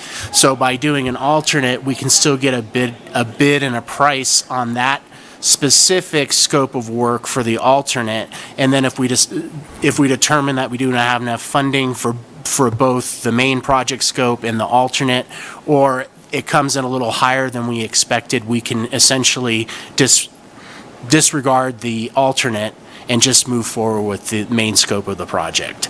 So we are including the alternate in the overall bid package and contract, because it did come within our allowable funds and also our bid estimates.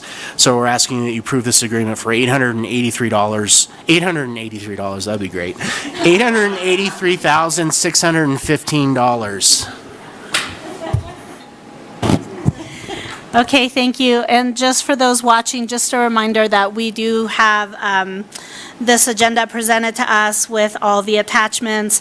We do read over every item and have the opportunity, as Mr. Rivera said, to turn in questions for staff, and then we get our responses before we sit here tonight and vote. So, having said that, this item is up for a vote. Thank you, Chris, for saying that we do read our homework and that it is answered prior to. So thank you for catching that. And with that, I'll make a motion to approve item number 12.2. Second. All in favor? Aye. Aye. Aye. Aye. Aye. Okay, thank you. And if I am correct, we now have a presentation. We do. It's my pleasure to introduce our Coordinator of Translation and Bilingual Community Services, Mrs. Barbara Kane.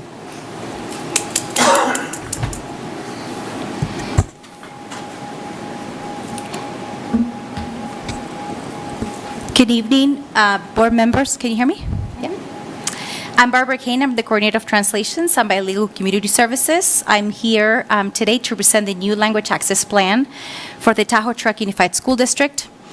The plan isn't just a new document. It is the culmination of many years of dedicated work here at TTUSD to ensure language access for our students and families. Thanks as this plan as a next step in a successful journey, building upon the strong foundation that we have already established in TTUSD.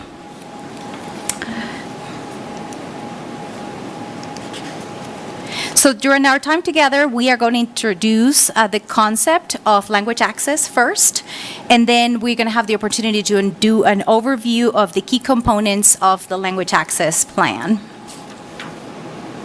But before we dive deep into the plan, I want to connect the dots in between our language access plan and the strategic plan for TTUSD. Like I said before, this is not just a document, it is an action plan within the strategic plan. So we are working actively on breaking down the language barriers, empowering all families, and overall supporting student success. So having this action in the community connections in our strategic plan demonstrates the vision of inclusivity that TTUSD has with our community.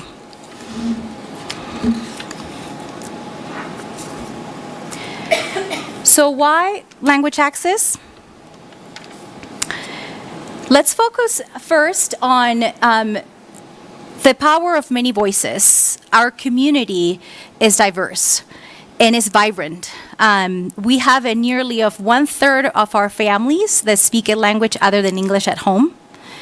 The diversity is a strength and is beautiful, but language barriers can sometimes create obstacles and is very real. The challenge that this creates is language and community engagement. Unfortunately, language barriers can hinder family involvement in our schools.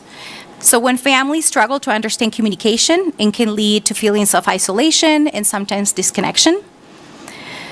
The communication with our families, it's a right and our responsibility at TTUSD. Effective communication, it is crucial. It's not just a good practice, it's legal right for our families with limited English proficiency. And as a district, we have a responsibility to ensure all families have equal access to information and involvement in their child's education. So a clear pathway is a step on the right direction. So why is language access plan? What is it? It's a roadmap. There's a roadmap that outlines how in TTUSD we effectively communicate with families, our multilingual families, and provide access to all of our resources. Why is it important?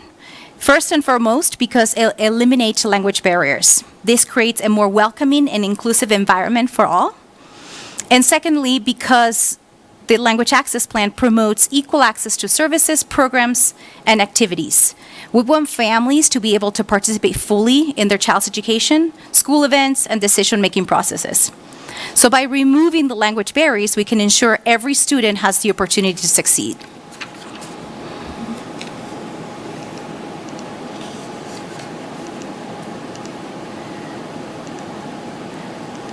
Oh, I didn't know that this was going to do this, sorry. So these are the different sections that our language access plan has. It's a very user-friendly resource for our school community to use moving forward and for everyone to have. We're going to step on section 1 right now, and it's the importance of language assessments for students and families.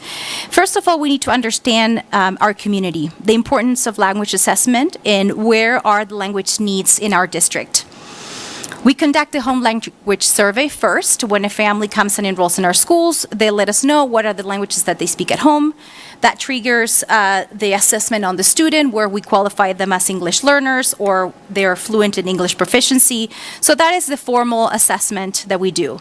But we also, with bilingual services, we try to identify different points of contact, which is an informal assessment, where communication occurs in the district with our families, which could be phone calls, school offices, documents, meetings, school events, you name it, we've looked at all of it.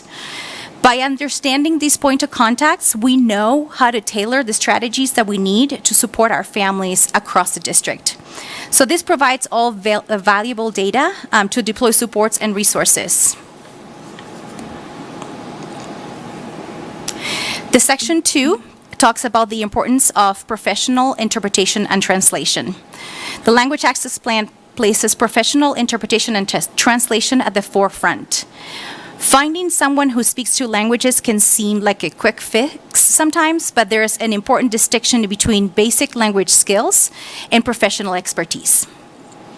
Why untrained individuals are not recommended? While the desire to help is commendable, using untrained individuals for interpretation or translation, I can't say that word today, I'm sorry, can lead to misunderstandings and inaccurate information, especially when we are dealing with sensitive situations. The American Association of Interpreters and Translators in Education is an organization that was newly formed, and in December of 2023, they just published the National Codes of Ethics and Standards for Practice for Interpreters in Education, which is something really new for us. Before, we were kind of under the umbrella of medical interpreters. So this is a fantastic tool that we will continue to use in the future for trainings. So the services that we offer are oral language services with our interpreters, and then the written language services, which is translation. It's important to differentiate those. Some people sometimes interchange them, but they're very different. Then we have the support of our community liaisons, which continue to build bridges within the community and our schools. We also have the bilingual stipend program, where our bilingual employees can qualify for this program, and it's an incentive to utilize their language skills to support our multilingual families. And I want to speak quickly about minors. Minors should not ever be used as interpreters. This places an unfair burden on them and compromise confidentiality, and it's illegal. So the next, Section 3 talks about the notifications, best practices. We know that the Bill of Rights, Parent Rights and Responsibilities, talks a lot about who can interpret, what are the rights for our parents. Then we have the California Department of Education 15% rule. So beyond the legal mandates that we have, TTUSD has implemented, and we plan to implement, of course, more, several practices that raise awareness of language access services. First, we will provide visibility in public areas about the parents' rights to an interpreter and about language access. We have distributed the I Speak button around the school district so parents can identify easily and feel more welcome and approachable. And of course, I hope you noticed that almost every school site has a bilingual secretary right now. That makes a more welcoming environment for families to come to our schools as the first point of contact. And then we also have a triage system of phone calls. So if a parent calls any given school site or the district office and select number 8, they will be communicated with someone that speaks Spanish, either the front office or the designee. We've worked on the triage and how it works. And then if that person can't answer the phone, it goes to bilingual service to us. So we can take care of the needs right away. So this best practices demonstrates the ongoing commitment that TTUSD has with our multilingual families.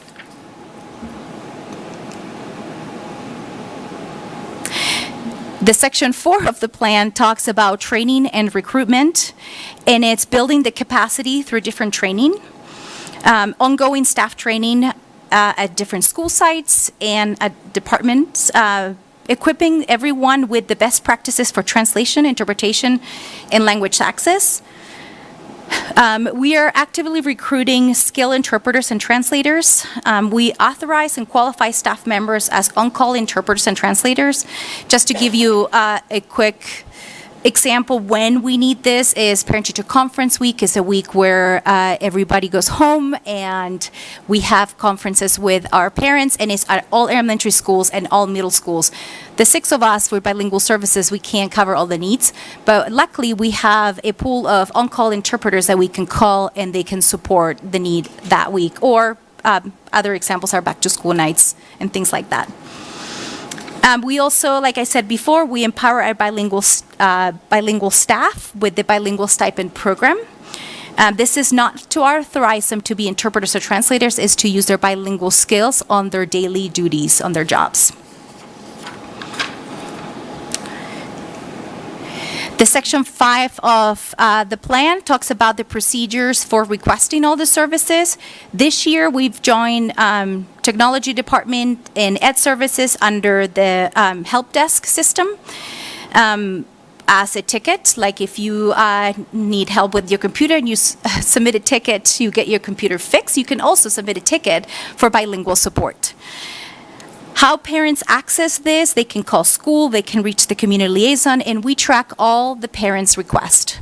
The parents' requests can come as parent encounters in person, by text message, by phone calls. We track all that. And then for our staff, they have access to these links, and they can request services from a phone call to an event. It's massive. But as you can see, and I wanted to highlight, I prepared this presentation about 2 weeks ago, and we had 9,724 tickets since July 1st. It is a huge celebration of that high demand, the high response. And the reason why I bring this number up is because that every single ticket, it means access to our families and access for our families to us. The commitment of our community, our school community, to reach to multilingual families. And then the last section is the evaluation of the plan. This strong language access plan requires constant evaluation. It's not a static plan, it needs continuous improvement. And that is part of my job, is staying informed of all the language access laws and make sure that the language access plan remains compliant. Gathering feedback is crucial from our families, our school community, our teachers, our parents, our principals, to see how this is working. And then continue to seek innovating solutions. Like this year, we moved to the help desk. The last 8 years, we had a Google form, which was wonderful, but it was limited. And then also analyzing the data that I'm able to get from the help desk to identify potential gaps and ensure we have sufficient resources allocated to address those gaps or the needs within our school community.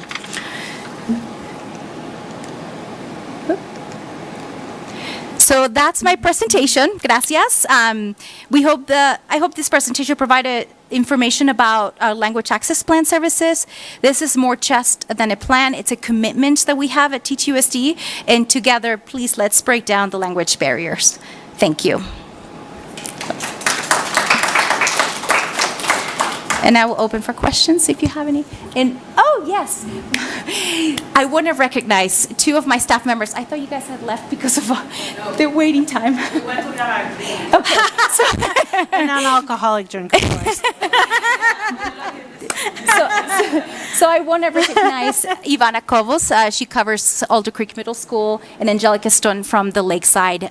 They are 2 of the staff members from the Bilingual Services Department, and work hard and tremendously daily and nightly. So, yes. Yeah. Okay, so any questions or comments for Ms. Kane?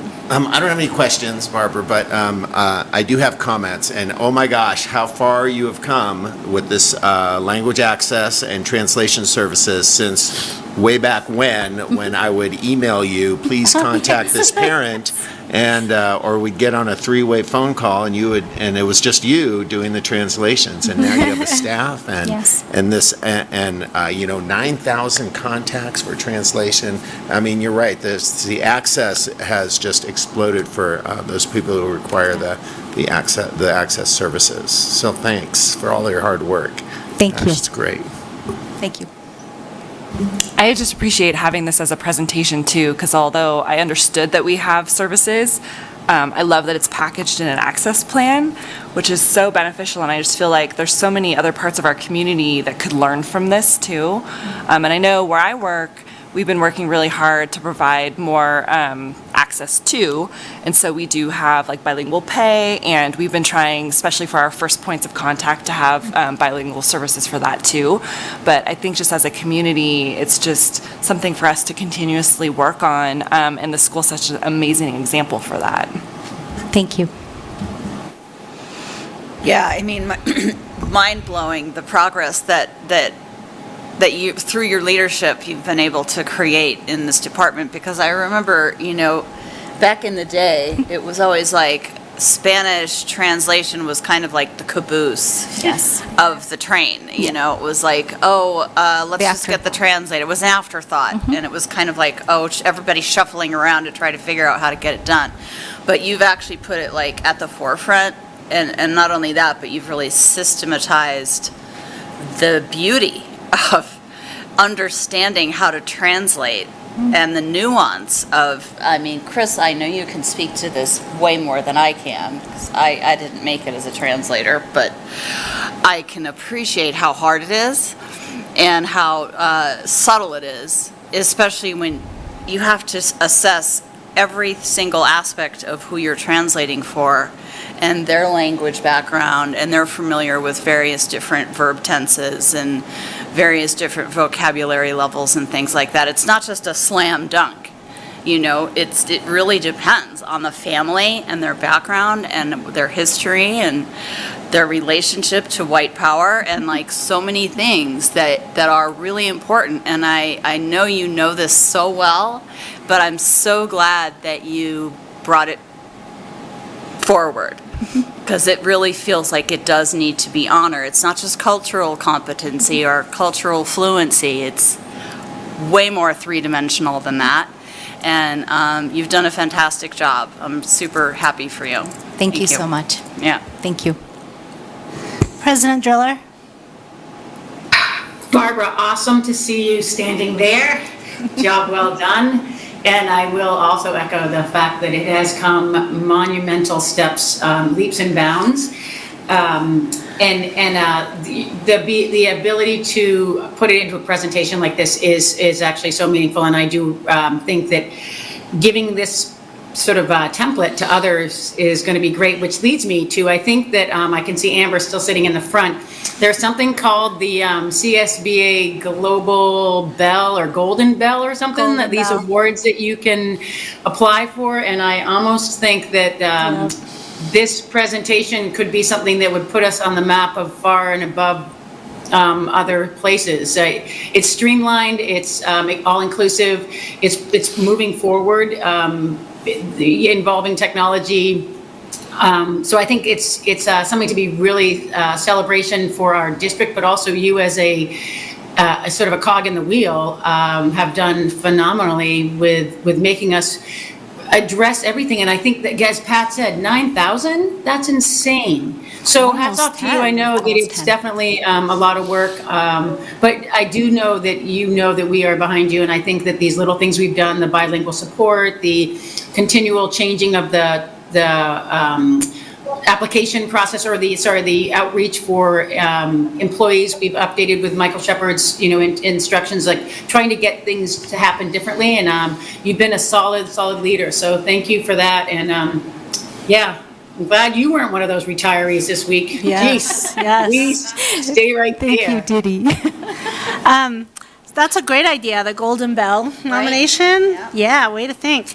I really appreciate two main points that you made. One is the use of minors, which we know is so common in our, I can only speak to the Spanish-speaking culture. I don't know, what other ethnicities or nationalities, I don't know how they do it, but I do know firsthand that the Spanish-speaking culture is using their children to communicate up to very recently, right, with the schools. Definitely doctors, definitely banks, and they're taking the kids out of school to do that. So I really appreciated you speaking to that. And then also the difference between interpreting and translating. And I just will confess, I'm a native speaker.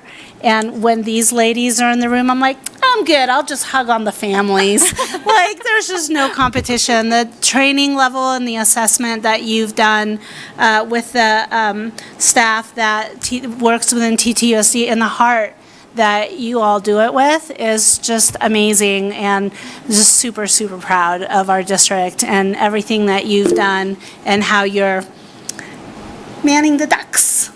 Yeah, thank you very much. Thank you.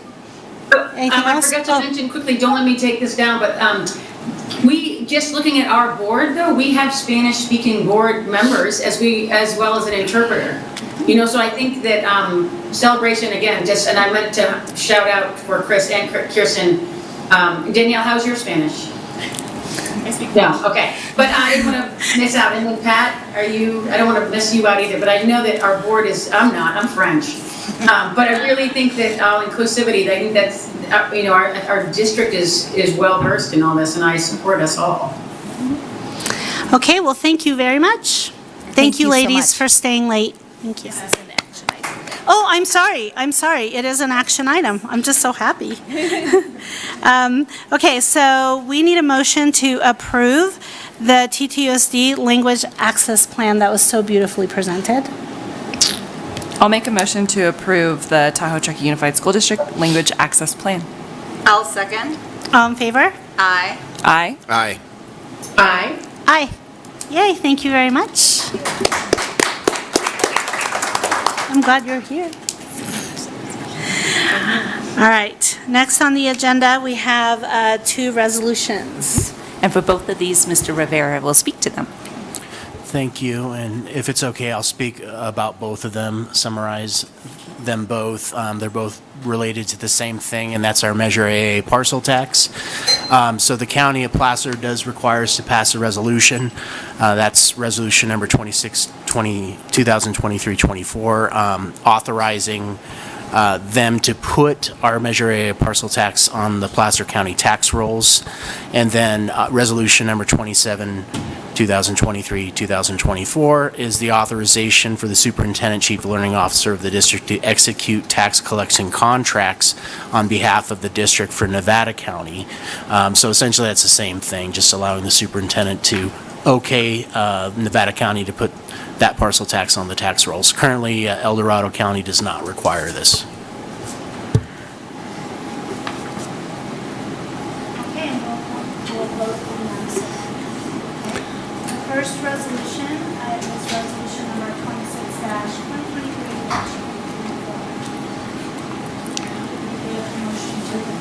26-2023-2024. I'll move to approve the resolution 26, 2023-24.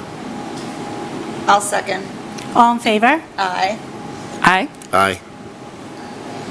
Aye. Aye. Okay, thank you. And then the next resolution is number 27-2023-2024. I'll make a motion to approve resolution number 27, 2023-2024. I'll second. Ooh. All in favor? Aye. Aye. Aye. Aye. Aye. Okay, great. Next, we have our consent agenda. Superintendent, does any staff have any items to pull from this agenda, the consent agenda? No items to pull. Okay, how about the board? Any items pulled from the agenda? No.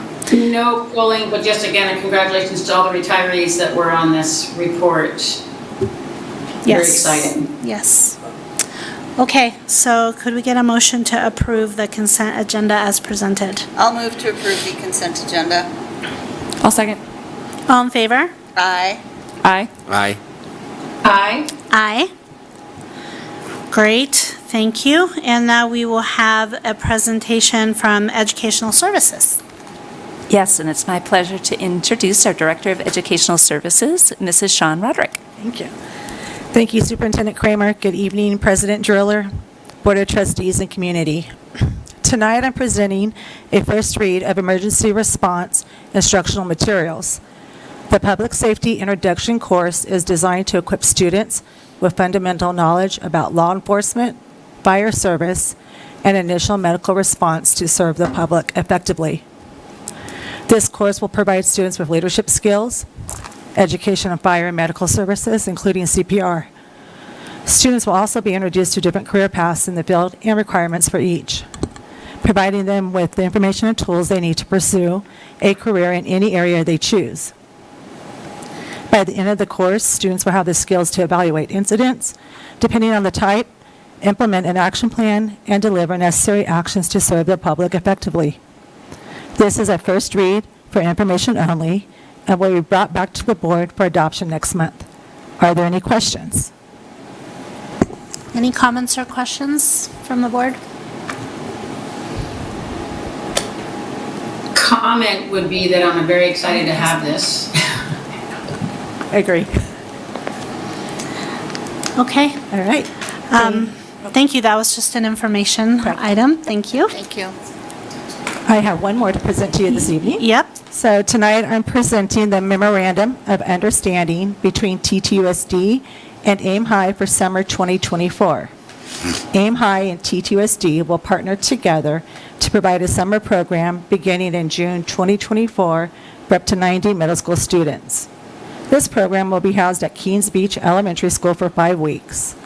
AIM High is a summer enrichment program for rising 6th through 8th graders. The program is offered at no cost to students and their families. AIM High helps middle schoolers build academic confidence, discover a love of learning, and develop the skills they need to thrive in high school and life.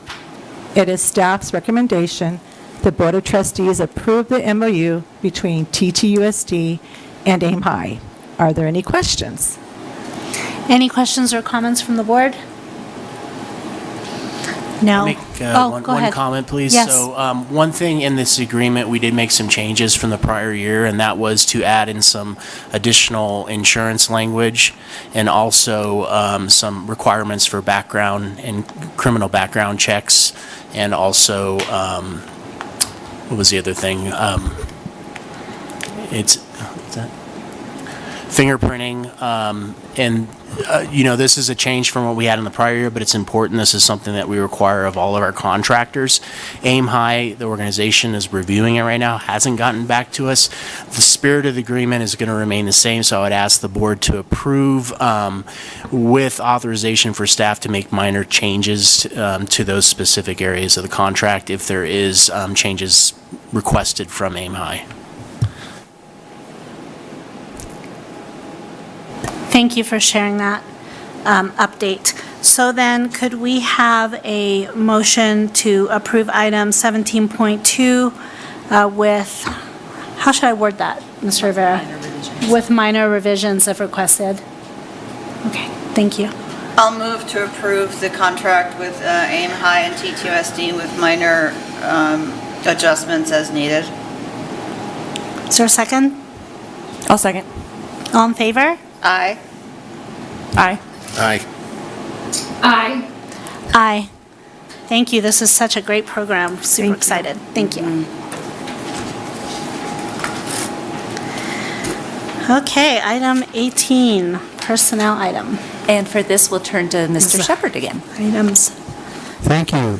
For your consideration tonight, we have a proposed revision to the job description of our heavy-duty diesel mechanic, and we've changed that title to heavy-duty and equipment diesel mechanic because it's more reflective of the, with the addition of the electric buses and repairing other equipment aside from just diesel engines, we made this agreement with CSEA. So with that, any questions?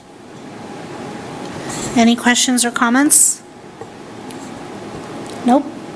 Okay, so with that, could we get a motion to approve the proposed revisions to the job description and title of heavy-duty diesel mechanic? You make it so intimidating. I'll make a motion to approve the revisions to the job description to include equipment under the heavy-duty diesel mechanic. I'll second. All in favor? Aye. Sorry. Aye. Aye. Aye. Aye. Okay, thank you. And next item, please. Yes, and this also is a change to the Technology Services Specialist 2 job description, and I failed to mention in the last item, both of these jobs were rebenched with a new salary schedule with the range 36 to make them more competitive and to really try to match industry standard. We're not there yet, but this brings us very close. And you'll see that item in the next item with the MOU. So with that, any questions? Any questions or comments? Okay, seeing none, could we get a motion to approve this revised job description? I'll move to approve the job descriptions, the revised job descriptions. I'll second. All in favor? Aye. Aye. Aye. Aye. Aye. Okay, moving right along, item 18.3. Thank you. This is an MOU with CSEA number 12 that authorizes the approval and job descriptions that you just approved, and that will allow us to send this to CSEA for them to sign off on it as well. So with that, are there any questions? Any questions or comments? Okay. Who would like to make a motion? I'll move to approve 18.3. Second. Aye. Aye. Aye. Aye. Aye. Thank you. And last item is 18.4. Thank you. The Declaration of Need, or the DON, is an annual form that we are required to turn into the County Office of Education. It authorizes us, the school district, to, through a process under Education Code 44300, to certify people outside of their credential area to teach a subject. For example, a math teacher may have many years of experience teaching a drama section or something of that nature. Through this process, we're able to utilize subject matter experts. They submit lesson plans, and then we can certify them with an administrator, myself, and a teacher. We certify that employee to be declared competent to teach that course. And I will also point out that we overestimate the number that we need because you only submit this annually. So I estimate high every year. We won't approach that number, but it gives us a cushion because we never know. Over the summer, principals might say, oh, we have this course that we have great interest in, we have someone who's taught it before, and then we can quickly convene and certify them prior to the start of the school year. And with that, any questions?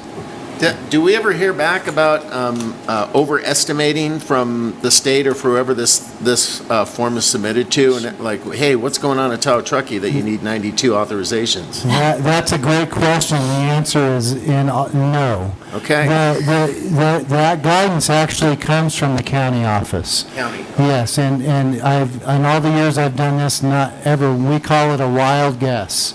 And so in our business. Again, then why do they want it? Okay, so could we get a motion to approve, please? I will move to approve the Declaration of Need. I'll second. All in favor? Aye. Aye. Aye. Aye. Aye. Great, thank you, Mr. Shepherd. And next, first read of board policy. Yes, and for this, our Chief Technology Officer, Mr. Ed Hilton, will introduce each item. Thank you, Superintendent Kramer, Clerk Hennessy, distinguished board members. If it's okay tonight, I'd like to speak to 19.1 through 19.3 together, and I'll present the first read of all these board policies, 5131.9, 6154, and 6162.5. The policies address the evolving role of technology in our students' learning with a particular focus on the use of artificial intelligence tools. Told you these are coming. First, we'll start with policy 5131.9, which is academic honesty. The policies updated provide clear guidelines on what constitutes acceptable and prohibited uses of technology, ensuring a fair learning environment for all our students. Importantly, it safeguards the right of students with disabilities to use technology as outlined in their IEPs or their individualized educational plans. Additionally, if staff members use technology to investigate academic dishonesty, transparency requires that the information be shared with the student and their parents or guardians. Finally, the policy supports staff training on how to use technology effectively in the classroom, identify plagiarism, and how to minimize the potential for biases with technology algorithms. Next is policy 6154, homework makeup work, emphasizes the importance of meaningful homework assignments for all students. The assignments can potentially incorporate AI tools with well-defined parameters. And then finally, policy 6162.5, student assessment, It now aligns its guidelines on use of AI for assessments with policies 5131.9 and 6163.4, providing consistent expectations for all our students. The policy revision also designates long-term English learners as a significant subgroup for tracking student progress. It also allows for state testing results to be used for post-secondary educational purposes as credit, placement, or admission. Collectively, the revisions aim to establish clear guidelines and best practices regarding technology and its role in student learning. We also just needed to update all 3 of the policies. So it's a first read of the policies, and staff recommends bringing back for action at the next meeting of the trustees. What questions do you have? If any. I just say thumbs up. I think it's really great that we're actually defining policy around honesty and technology. Thank you. Many of our educators have been asking for it as well. It's really important and very much needed. Yeah. Thanks for staying ahead of this. Instead of playing, late catch up. You're welcome. Okay, great, thank you. So we will see this on next meeting's consent agenda. Great, thank you. All right, so with that, we're going to wrap up the meeting with board business. President Driller, would you like to start? Can't hear you. Unmiked. There you First go. off, really appreciate you board members for being so thorough, honest, thoughtful, and there while I'm not. So totally appreciate you being there. I appreciated the discussion during I apologize, I'm using my platform here, but I appreciated the fact that we were able to discuss something in public, which we haven't had a chance to do, and I respect all of your inputs, and thank you for letting me speak my mind. I will be back on Tuesday of this week, I think. I don't even know what day it is. But anyway, thank you. I've definitely had a blast, and appreciate all of you.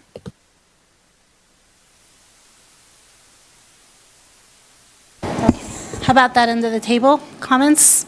Yeah, just real quick, I want to thank Principal Amy King up at Donner Trail School for welcoming Trustee Nishimori and myself to her school for a tour.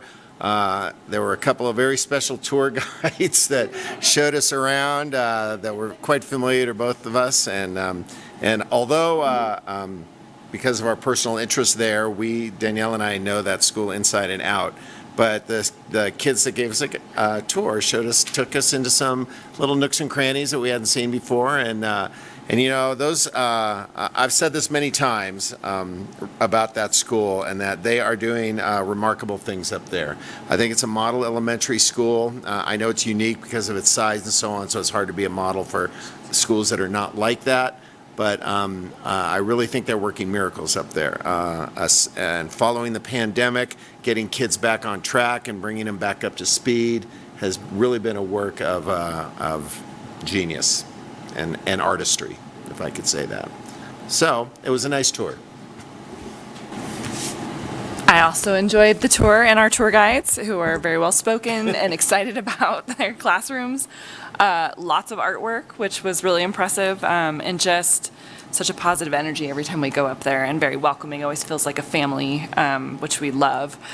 And I don't remember when any of this happened because all the dates are mixed up in my head, but I did do the calendar committee meeting, and there were some interesting ideas from the principals from various schools talking about using data for when our students are most absent, and sort of trying to structure when we're taking days off to better align with that so that we have more kids in class. So they're going to pull that for the next time we talk about it. It sounds like Thanksgiving week is one of those weeks that's just really challenging to get kids at school. So that could be an opportunity for us to talk about maybe in future years changing that up a bit and making that a full week off, which I thought was kind of an interesting idea. And then I think I went to the Alder Creek Middle School open house at some point too. So I feel like I've been to lots of things. I just don't remember when they were. All good though. Okay, and I just have a couple of brief things. So I appreciate and I know that there's an official term for our translation department. Could somebody help me out with that? Bilingual services. Bilingual services. I appreciate the presentation and the collaboration with IT department. I just think that's so great, and it's just another example of how I know a lot of us on this board feel that our district is just so proactive and progressive, and I'm just very proud of that, and thank you both for leading that. Yeah, tonight we had a couple of heavy hitters, right? Like we're losing some amazing staff, and that was a couple of those names I was just kind of really sad about. I mean, I'm sad to lose great staff, but I have to say I've watched Chris Valentino with students, both officially and unofficially on field trips, and he's a gift. That man is a gift to this district, and yeah, so anyway, I just wanted to acknowledge him. And then I just wanted to thank my fellow board members, because I know that the Scotty Lab thing was a big discussion, and I think maybe I can think of one or two things that have warranted that much public discussion. And I'm just very, very happy, especially with our two new board members, to see how we hash things out, and not all agreeing, but for different reasons. And I'm just very happy about how we're gelling. And I think a lot of that has to do with the work you're facilitating, giving us the time to team build in, and I'm going to botch up what it is that we do, but, when the board meets, what is that called? Our study sessions or our governance? Our governance workshop, yeah. So I just wanted to thank you for continuing to facilitate that and hearing that we want and need that. So unless anyone has anything else, I'm going to wrap this up, President Driller. All right. Way to go, Chris Hennessy. Thank you, guys. Night.